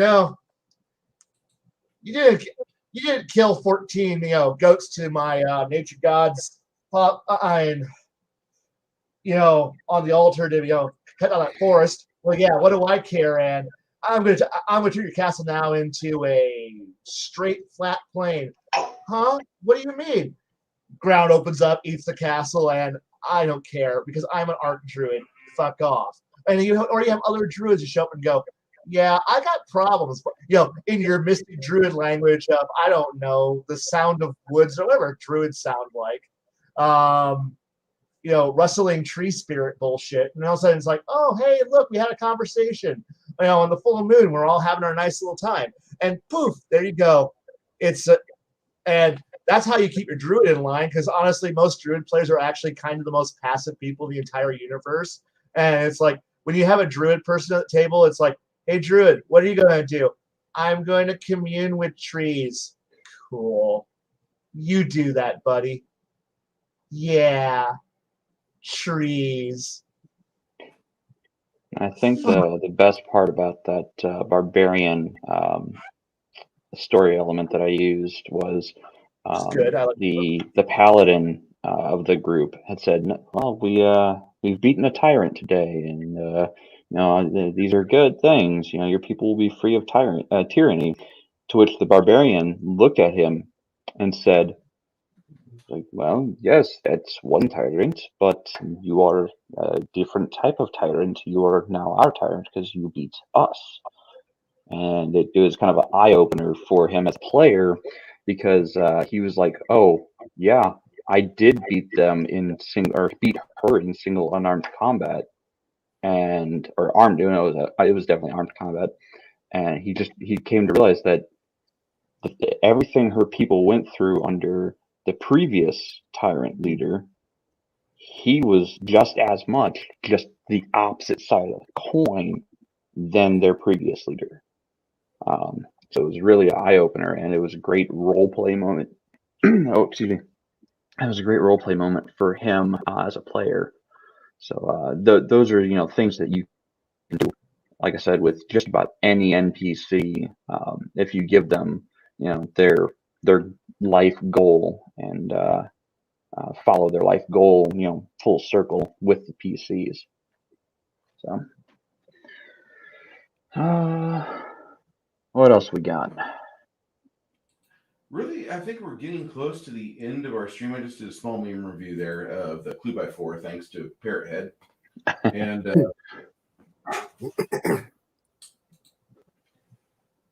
yeah, I appreciate that, Parrot Head. I really, really appreciate that.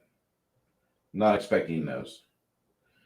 We're about an hour and 49 minutes. Garrett, I'm going to segue into prep for next week because I think we covered a lot of good bases here. We talked about organizations, how you can use them, be it whatever type of organization you're doing, how you can involve your players and your campaign and weave them into your narrative for your better story. I'm out of drink. I'd give you my vodka. It's really not that good, though. Oh, well. I've got I some can't upstairs. find good vodka right now. I don't want to talk about it. This is like the worst vodka I've ever had. It reminds me of Worse than Sky? Worse than Sky vodka. Sky vodka. That's brewed. I'd rather have Sky vodka than this. Sky McCormick? McCormick. This is McCormick grade vodka. Woo! Aristocrat. Great alcohol. I got to find this thing called Irish whiskey. I know it exists, and it's not Puccini for those who know what Puccini is. Because, oh, God. Okay. Wait. Was it just me, or did Connell's voice and facial features and everything else go full on like Chinese movie? Oh, My Maybe it audio was just track me. might be off. I'm Well, using no, bandwidth. Could be you were bandwidth. you were talking, and then the voice was coming in afterward. It was really shit, weird. I fucked up. I didn't get to Chimerian the levels of general. Yeah, I didn't wait on one either. That's a thesis paper for another day. I mean, we kind of went around everything. I think there's still more meat on this bone per se, because we're still dealing with. We've done religion and inner politics. We haven't dealt with. We kind of talked about the bard, but we haven't talked about that one player that wants to be heavy much killjoy, not kill, whatever. I don't know. It's up to you guys where you want to go with. I think there's a little bit more meat on this bone, but I could be wrong. We can move wherever.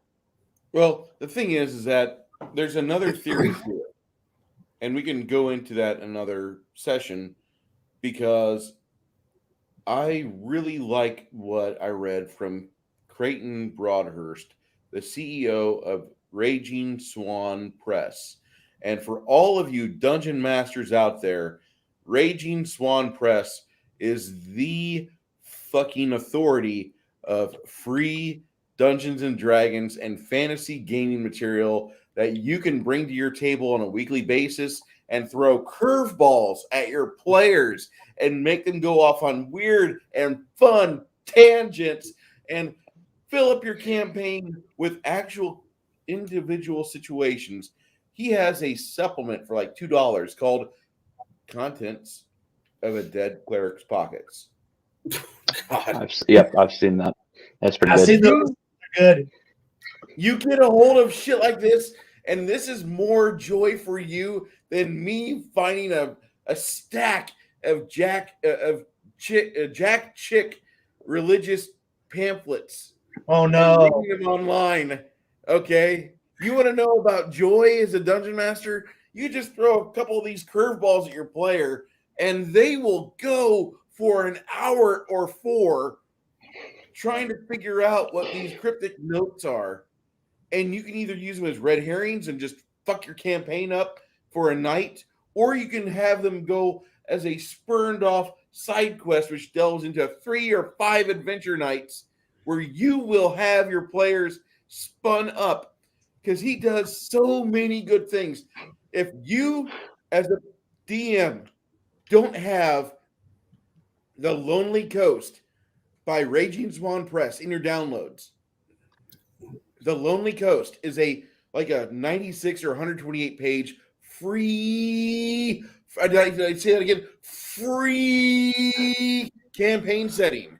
And it's adaptable for anything because it's written for Pathfinder. So you can take it from super complex, that and Rollmaster level, and you can go up to index card RPG. You're a fucking smart person. You guys can convert on the fly. Don't think otherwise. Discount Dan's used magic item emporium. All of them do not ask where they came from. They are all slightly broken. But if you get, but for $5, we'll let you go rummage through the tetanus shot and filled horrible broken items and just look for it. And people are like, wait, what?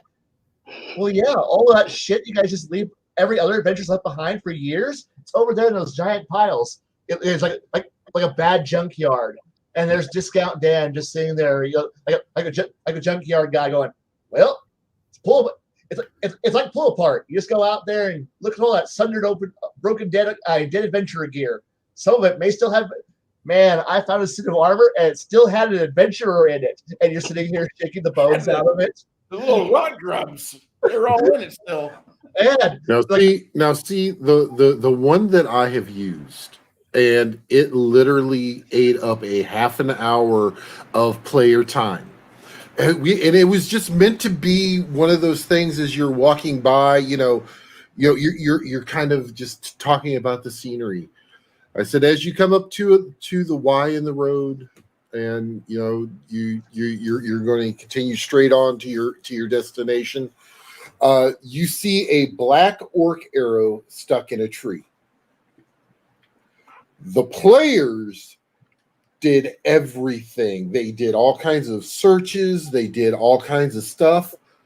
This is an arrow basically that was stuck in a tree that an orc shot.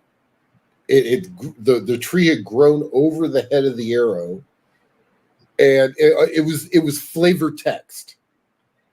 But sometimes you can take weird little flavor text like that, and your players will go off on a tangent with it, saying, well, wait, he mentioned this. This might be important.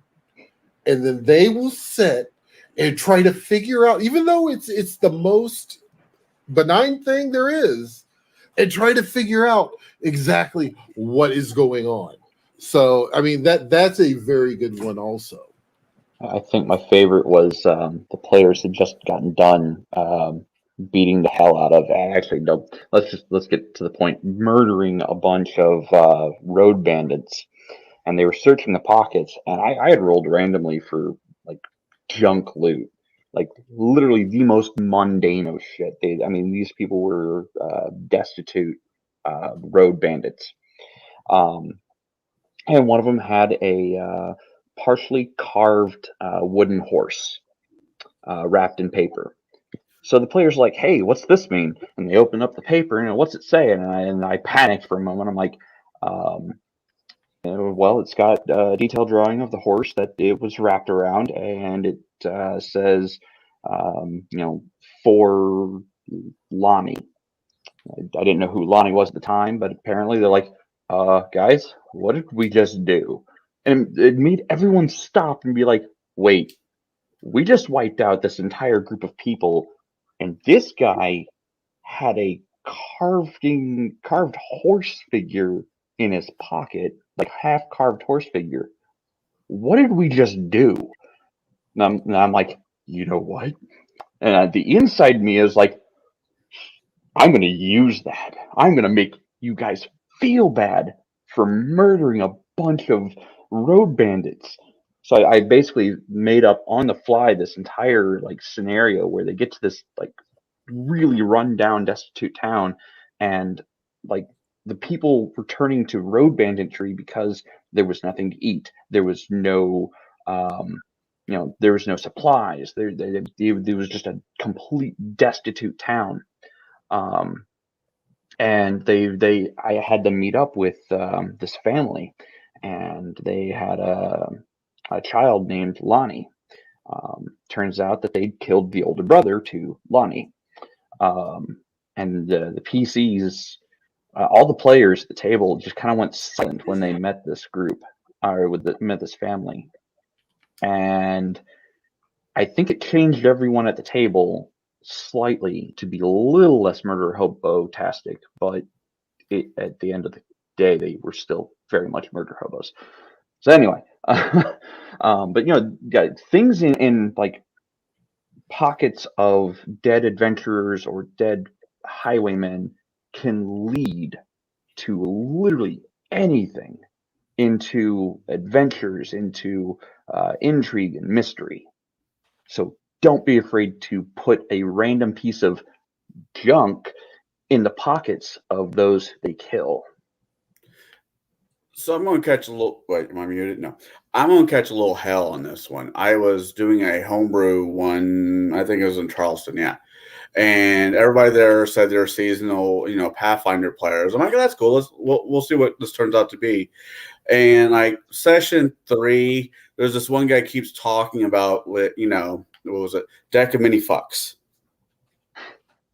The deck of many things. Oh, And I'm like, okay, you say this one more, and I'm thinking to myself, if you say this like one more time, we're going to have a Beetlejuice moment here.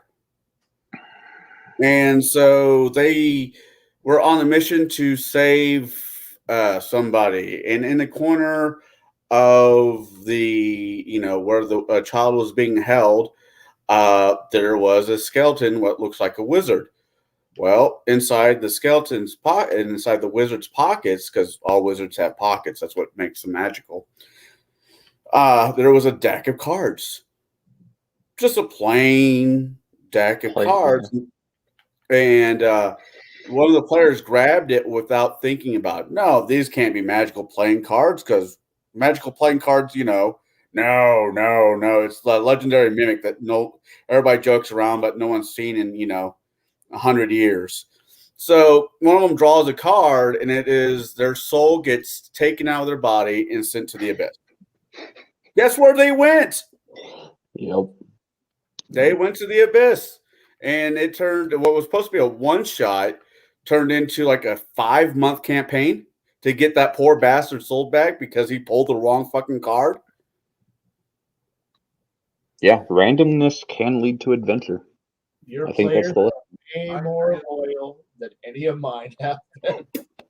That's why I love that. That's really why I love the Raging Swan Press stuff, because a lot of his format is random rolls, and you get one sweet line of text, and you blurt that out to your players, and all of a sudden they're like, "Oh God, the Oracle's spoken. We have to avert from our main quest. I have to stop trying to get my Holy Avenger. We have to stop trying to fight this Orcan horde. We have to go and do this thing." And they do that. And they will pursue this fish up a stream that you've created off of a 7-second blurb. That's it. So as a DM, look at these when you roll it up, look at it real quick.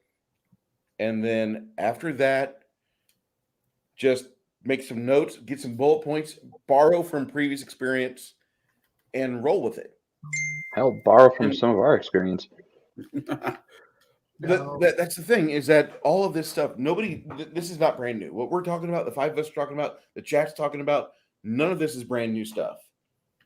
We're just trying to help new guys that have gotten into the hobby, and they're kind of feeling like, I'm a little lost here, because a lot of them don't have a game store nearby. They have maybe some broadband or wired internet, and they've got the ability to listen. So maybe we're going to help somebody out in the future, or maybe that we're going to have something that falls out of our mouth that's going to be a nugget of wisdom, and it's going to provide them for a month or two of content for their table. And I say month meaning 4 sessions. So hopefully we can get like a good 140 hours out of a continued piece that maybe discarded brain dropping from one of us has given them some inspiration to pursue with their table. And those players are fucking trying to navigate the stream, and the DM's thrown random encounter, bad event, your aunt died, your dog got kicked, a random carnivore halfling attacked you in Dark Sun. Just random shit while they're going up trying to follow this little piece. And I hope we do that. And there was something I was going to do. Garrett, what are you releasing this week? We're at the 2-hour plus mark, and I apologize. What are you releasing this week? You've been dropping videos like a fucking fiend. You're over 300 subs. Actually, no. Actually, I haven't. Wait. I thought you were going to drop like 10 last week. Well, yeah. I talk a big game.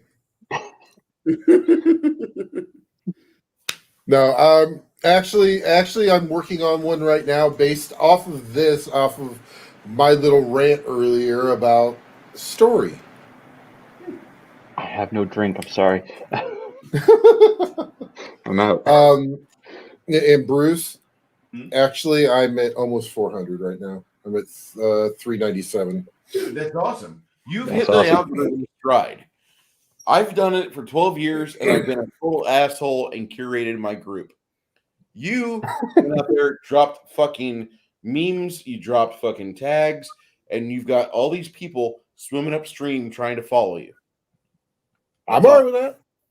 3 months, 400 subscribers. Good job. Yeah, well, the channel's a little older than that, but yeah, but still. Although I will say I do want to show this off. I do have to do a little editing just so I don't have myself get all kinds of Yeah, no doxing. No docs. doxing. Yeah, no dox. Yeah. Get back here. Got on Sun's almost to 220 subs. It's awesome. I don't So, have any yeah, videos. I got my first sub. So If you had Hey, 10, Bruce. you'd have 40 subs by now. I know. I'm working on it. Go ahead. here, let me do it this way. So yeah. Yeah, I am a legit Baron now. Thank you, Internet. So you will now have to refer to me as my lord, just so you're aware. That is the proper way to address me. Actually, with the paperwork I have, I can actually go and legally get my driver's license changed, my bank accounts changed, all that stuff changed. Oh Jesus! For Yeah. those of you that missed the political bullshit that happened on Tuesday night, I'm going to bring you. This is what happened Tuesday night.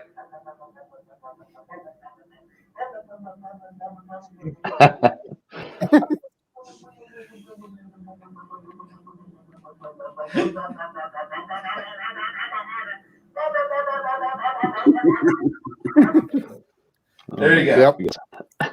There's a 10-hour Seems version of legit. that stream. There's a 10-hour version of that stream if you have a small child or a easily entertained individual in your group that needs to see that. Everything that happened in politics this past 2 days or fucking year or what the fuck ever. And here's all the fucking people that are talking heads on every bullshit MSN channel or mainstream media, excuse me. Here's everything. Blah, blah, blah, blah, blah, blah, blah, blah. That's all that fucking. It's the same shit, guys. Enjoy. You need to pause it, Go ahead. to properly recreate Tuesday. You need to pause every once in a while for a bunch of people just clap like monkeys and then get back to it. We have to Oh, stand up, sit down. Stand up. I didn't know it was a Catholic sermon. It felt No, like it was State of the Union. Blah, blah, blah, blah, blah. yeah. I mean, It was pretty horrible. We're Yeah, it was- cheering for he spoke words, a whole sentence. Yay! I was proud of him. He only got derailed a couple times, and I'll watch my subscriber Oh. count fall because of this. But No, go no. ahead. The best thing is when he was talking about the Ukraine, and he said Iranian. Uraniums. He said Iranian like 2 or 3 times. I love the uranium people. Yep. And then No. behind him, Iranian. the Actually, brown Iranian. lady behind him was like Ukrainian, Joe.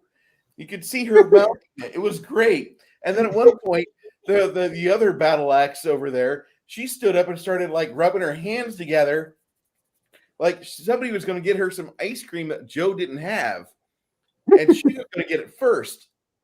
She totally was not at the fucking hall listening to that bullshit. And Shadow and Sun just won the internet. The best part was when it was over. Yeah. So Kai, Kai, what are you doing to further your channel? Showing up So- next week here. Thank you.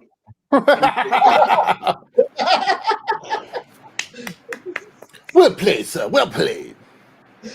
Look, between I see what you did.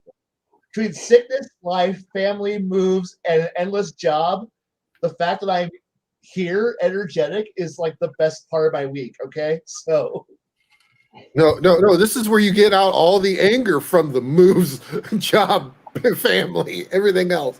This is where you just right. This is we should rename this to I think we should rename this to the exorcism of Kai. So that way, because he's excising all that stuff. No, I like table breakers because then I can eventually not have to talk for maybe an hour. That'd be cool. Okay. I don't want this to be the rant show. Thank you very much. Okay. See, that's what you build your own channel as. That's right. See, since Bruce can't really ask himself, since we're up here on the top row, Bruce, what are you doing to further your channel? Actually, later this week, probably like after Saturday morning hits, probably in the early morning, like 7, 8ish, I'm going to make a quick video and probably do the first reading of part 9 of the Elijah story. I've been kicking it around for a bit, and I need to finish that because it could be a full playlist of me reading a book to you, my book.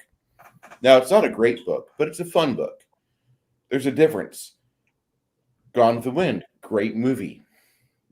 Tango and Cash, fun movie. Okay, see the difference there? So I'm going to be trying to finish that off. My parents get in town Monday sometime, maybe Saturday or Sunday, maybe Sunday probably. Not Saturday. They leave Illinois Saturday, and they're driving slow. And I expect them to be here Sunday night, Monday morning. So I probably won't be here for a lot of things next week. I'm not going to be here for TableBreakers. I apologize. I'm not going to be here for any stream. I'm going to be with my parents. I haven't seen them in almost 3 years. I love you guys, but get a chance to hang out with 2 70-year-old people. I'm going to do that. I'm going to say what I always say at my game table: real life before anything else. Yeah. Yeah. And truthfully, what we may wind up doing is, because I don't know where I'm going to be staying, because I just happen to be not after work tomorrow, so I don't know where I'm going to be staying, if the hotel is going to allow me to be able to host. So what we may do is, I think that we can take a well-deserved night off. Okay. And then we'll come back and punch it with our 20th episode. That sounds great. So we've been doing this for 20 weeks. Most of you have. I've learned about you guys more and more and more, and it's brought in a lot of thought processes in my gray matter. I don't know if it's helped you guys out, but actually it's helped out quite a bit, and my players really hate me. You're doing the job right then. Yeah, it really. And I mean, we've got a chat that hasn't. I mean, for less than 10 people in our chat, we've got a lot of people that are just putting out ideas. Also, if you guys like great coffee, I'm an affiliate of Blackout Coffee. I recommend them. They are one of the few brands of coffee that actually deliver. Whenever I need to wake up, I chew up their beans with the grinder. I wake up, I have their coffee. I have no ill effects. It's great. And my coworkers can see a difference in me after I've had my first cup, because I'm willing to talk to them without using the word fuck 17 times per 3-word sentence. So That's not communication. What the fuck? I know, right? I drop the fuck word like it's a piece of punctuation, like it's a comma. So Yeah. I'm just saying that before I have anything in the morning, I have to have coffee. So my poor coworkers have to deal with me. And my poor coworker Greg, he didn't even last like to 7:50 today. He was already like, I'm not talking to you all day. Good. Let me have my goddamn coffee. So anyway, Blackout Coffee, and if you really like them, get a message to me, and I'll see if I can get you a deal like what I've got, because I've got a special deal with them where I get it at a discount, and I can help you get a one-time discount. If you really like their stuff, I recommend you become an affiliate of theirs, because they have a very healthy plan. They have compensation. They have a 15% discount, and they do things that other coffee companies don't. Is it like Amway? I don't think so. I think they only give you like 1 or 2 levels of distribution bonuses, but still, you're getting money for the things you normally do. And on my end, I'm going to post this into yours, Bruce. You can go to Stream Supply Co. Use code GROCK. You'll get 5% off any purchase at checkout. They've got a little bit of everything. They've got cameras, monitors, anything to do with gaming, either PC gaming and everything else. So, do they ship to Texas? They will ship anywhere in the United States. All right, that's all I want to know. Appreciate that. I'll throw mine in. Yeah, if you guys could, Garrett, can you get the other channels in? Cigar DM. Have to ask you, are you going to do a video this week, or actually next 2 weeks? Yeah, well, the next 2 weeks I'll definitely have something out. I was planning on sitting down this coming Saturday and just hammering some shit out. Don't worry about editing. Good night, man. Don't worry about editing. Yeah, give stream of consciousness. Because I know you, and in a lot of ways, you're your own worst enemy when it comes to self-consciousness. So don't worry about the editing. Put out your stream of consciousness. If people like it, they like it. If they don't like it, well, they don't like it. They can move on. Exactly. Jade, I know you probably haven't made a decision yet if you want to do your own content. But I'm close to a decision. I'm weighing pros and cons. I'm trying to now formulate a list of ideas of like, what do I want my content to be about? And once I have that list done, I'll be able to extrapolate from there. Now, I am a very technical person. It's kind of the engineering side of my brain. I like things in ordered lists, and everything has to be in order. So once I have an idea for content in mind and how I want to structure it, I'm going to start designing episodes, so to say, kind of like I approach game design or encounter design. I'm going to lay it out in a format that's easy to digest and pretty easy to follow and easy to tell. I might have some lore for the game world I'm building. I might have gaming tips or encounter tips on how to design encounters, whatnot. So I might give gaming advice. I might give lore dumps, so to say. So I'm not quite there yet. I'm still deciding things, and I do work a 40-hour-a-week job, so the weekends are the only time I really have to do a lot of this designing and planning and theorizing. But it's also the only time I get to spend with my wife, because she also works a 40-hour week. Actually, she works more than 40 hours a week currently. So I don't get to spend a hell of a lot of time with her in the evenings at home. So I do enjoy spending time with my wife on the weekends. So I may not put out a video for quite some time. Well, if you do, you do. Okay. It's one of those things where no matter what, you have a home here at TableBreakers. I like having you on. You provide a different perspective than what I do, than what Connell does, and what Garrett does, and definitely what Kai does. I value that. And the thing is that I want to keep this at the 5 that we are, even though a 6th person would actually benefit by making it look like 2 rows of my OCD would fix itself. I don't need to do that, because what I want to do is have the group of us. We've all played together at the same table at one point or another. We've all gamed with each other, except for maybe Kai and Cigar DM. But I don't know if they've played together. But we all know each other personally. We've shaken each other's hands. We've looked at each other's miniature and book collections. We know who we are on a level that other gamers don't. No offense, but I wouldn't really want to have TableBreakers suddenly import a guy from Sheboygan. God bless you, Michigan people. But I don't want to have somebody who's never sat at our table physically and then made us suffer through their gastrointestinal hell when they eat our cooking. I don't want to do that. And I know that sounds geographically bigoted, but that's my rule. This is my channel. This is my house. You respect me. That's all I ask.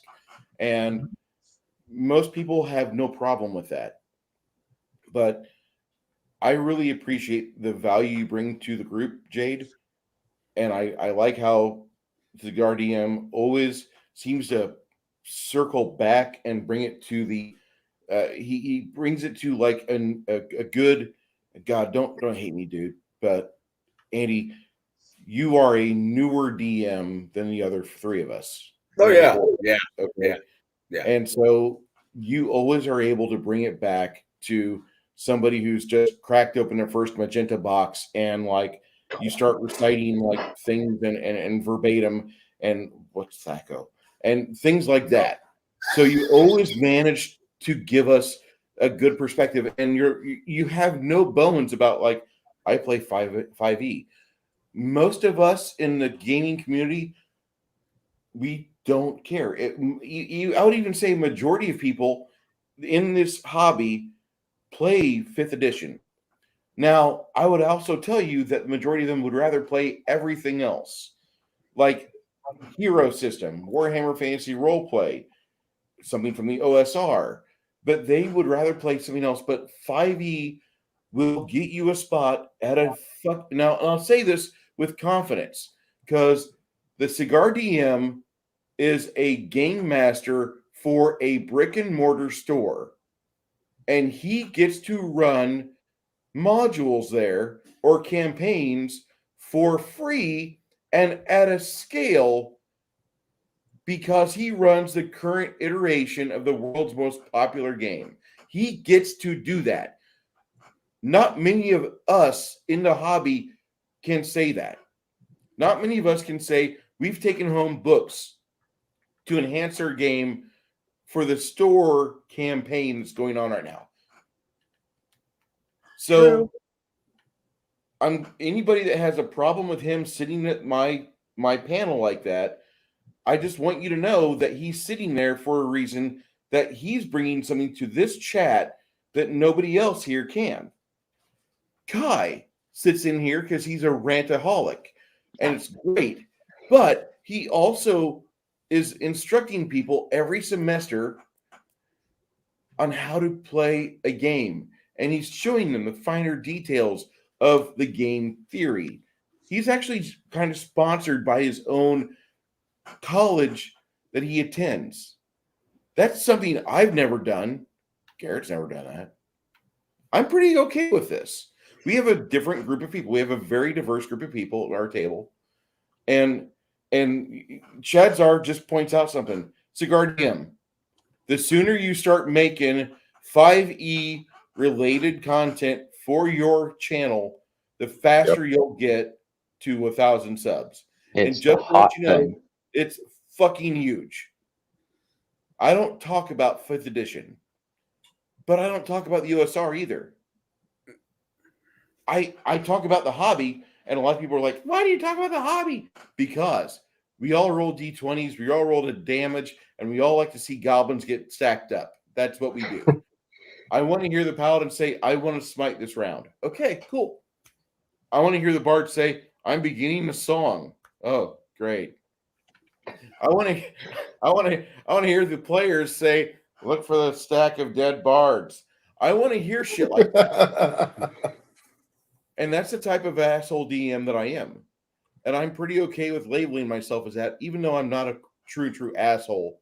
But I just want to say that this is a group that I've curated, and I wanted to bring what their thoughts are into my channel and provide good content for you guys. I hope that I do a good job with that. I hope that I'm able to help boost Baron G-Rock's signal. He's doing very fine on his own.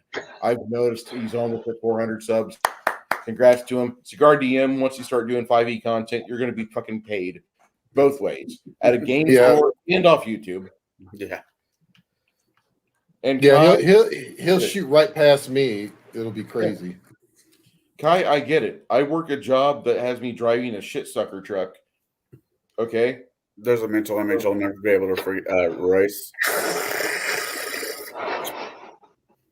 This one feels like again. But it's a good job, and I'll never leave the trade because I'm a gilded member. I'm a union plumber now. Whatever keeps lights on. Yeah, exactly. Jade, whatever. If you have anything that you want to bring to the table, think about it. Go ahead and bring it to us. Okay. Next week's discussion. I don't know if we're on. If we have any more topics that we can exhaust on long-term campaigns, because this was a good subject for that, and I think it actually kind of caps it pretty well. If you guys have something that you want to add to that. Really, what I would like to do, because I mean, we've talked about, I think that we could really deal with getting in the weeds of the campaign build itself. Where do we pull these different guilds from? Because not all of them that we've talked about are in a module or in a setting and everything else. I'd like to kind of see us go more into, even how to build your own guild, or build your own type of thing. I mean, that depends on. Kai, are you excited about this? I like the idea of building my own shit. How about you, Jade? I mean, it depends on what direction you want to go. Do you want to get truly technical with it, or do you just want the cliff notes? How deep do we go down that rabbit hole? Like, do you want spreadsheets of all the specific data and how much money they bring in, or do you just want how to set it up and how to run it? At least 2 hours worth of content. Okay. Hey, Felix, glad to see you came back. Hi, Bruce's wife. Hey, babe. So we're agreeing that we should at least go like at least 3 knuckles deep. Yeah. I mean, yeah. And truthfully, I wouldn't mind even seeing it if we need to, branching it over to a couple episodes. On a very, very interesting note, we are not doing this on the 10th, which is cool. We deserve a break. Well, you guys deserve a break. I'll be doing something else. But when we get back, it will be the 17th of March. You fuckers out there in chat world, and these fuckers in here, I better see at least a beer in your hand, because it's good old St. Patty's Day and everybody's Irish. I will have the Boondock Saints in the fucking back, and we will be doing it right. Muted. Yeah, well, maybe. Yeah. You'll be playing it muted, otherwise copyright strikes. Yep. Fuck ass. Yep. I mean, whatever. Yep. Okay. There we go. Very nice, Garrett. Is that a Legion of Myth mask? No, that's my logo. That's my logo, Bo. No, this is a Legion. Oh, this is a Legion of Myth mask. I like that. Although I don't, I liked what I heard somebody say earlier this week. Take that mask off. That's COVID theater. Well, see, in here in our state, they've gotten rid of it, except for medical. Yep. Yeah, I saw that. And guess where I work? I work in the medical field. So yeah, You get the reactions all day long. All right, chat. You guys have been blowing up my chat, and you've been actually blowing up my phone too. So for the past two and a half hours, I really got to say thank you guys because without the chat, it'd be just us 5 people in here talking, sharing memes. And next week, I'm taking the week off. I've got my parents coming to town. I love you, but my parents come first, and family should always pretty much come first. Unless you're like somebody that's got a really complicated and deep backstory, and I don't want to hear it. No offense to you, but you need to probably have a therapist. I'm not that guy. We can drink later, though. So she's like, I'm drinking now. So anyway, Yes, dear. Drink more. Drink better. Pumpkin time. Chug. I'm going to need you guys to sign off for me as I click the end broadcast button. And chat, I will see you in 2 weeks. I really want to see you guys back here. I understand things happen, but I'll be putting the broadcast up very shortly. If you guys in the panel could give me your links, so if you have content, I'd like to make sure we get people subscribed to you, because this shit's going to be fat. Night, everybody. Night. See you in 2 weeks. See you in 2.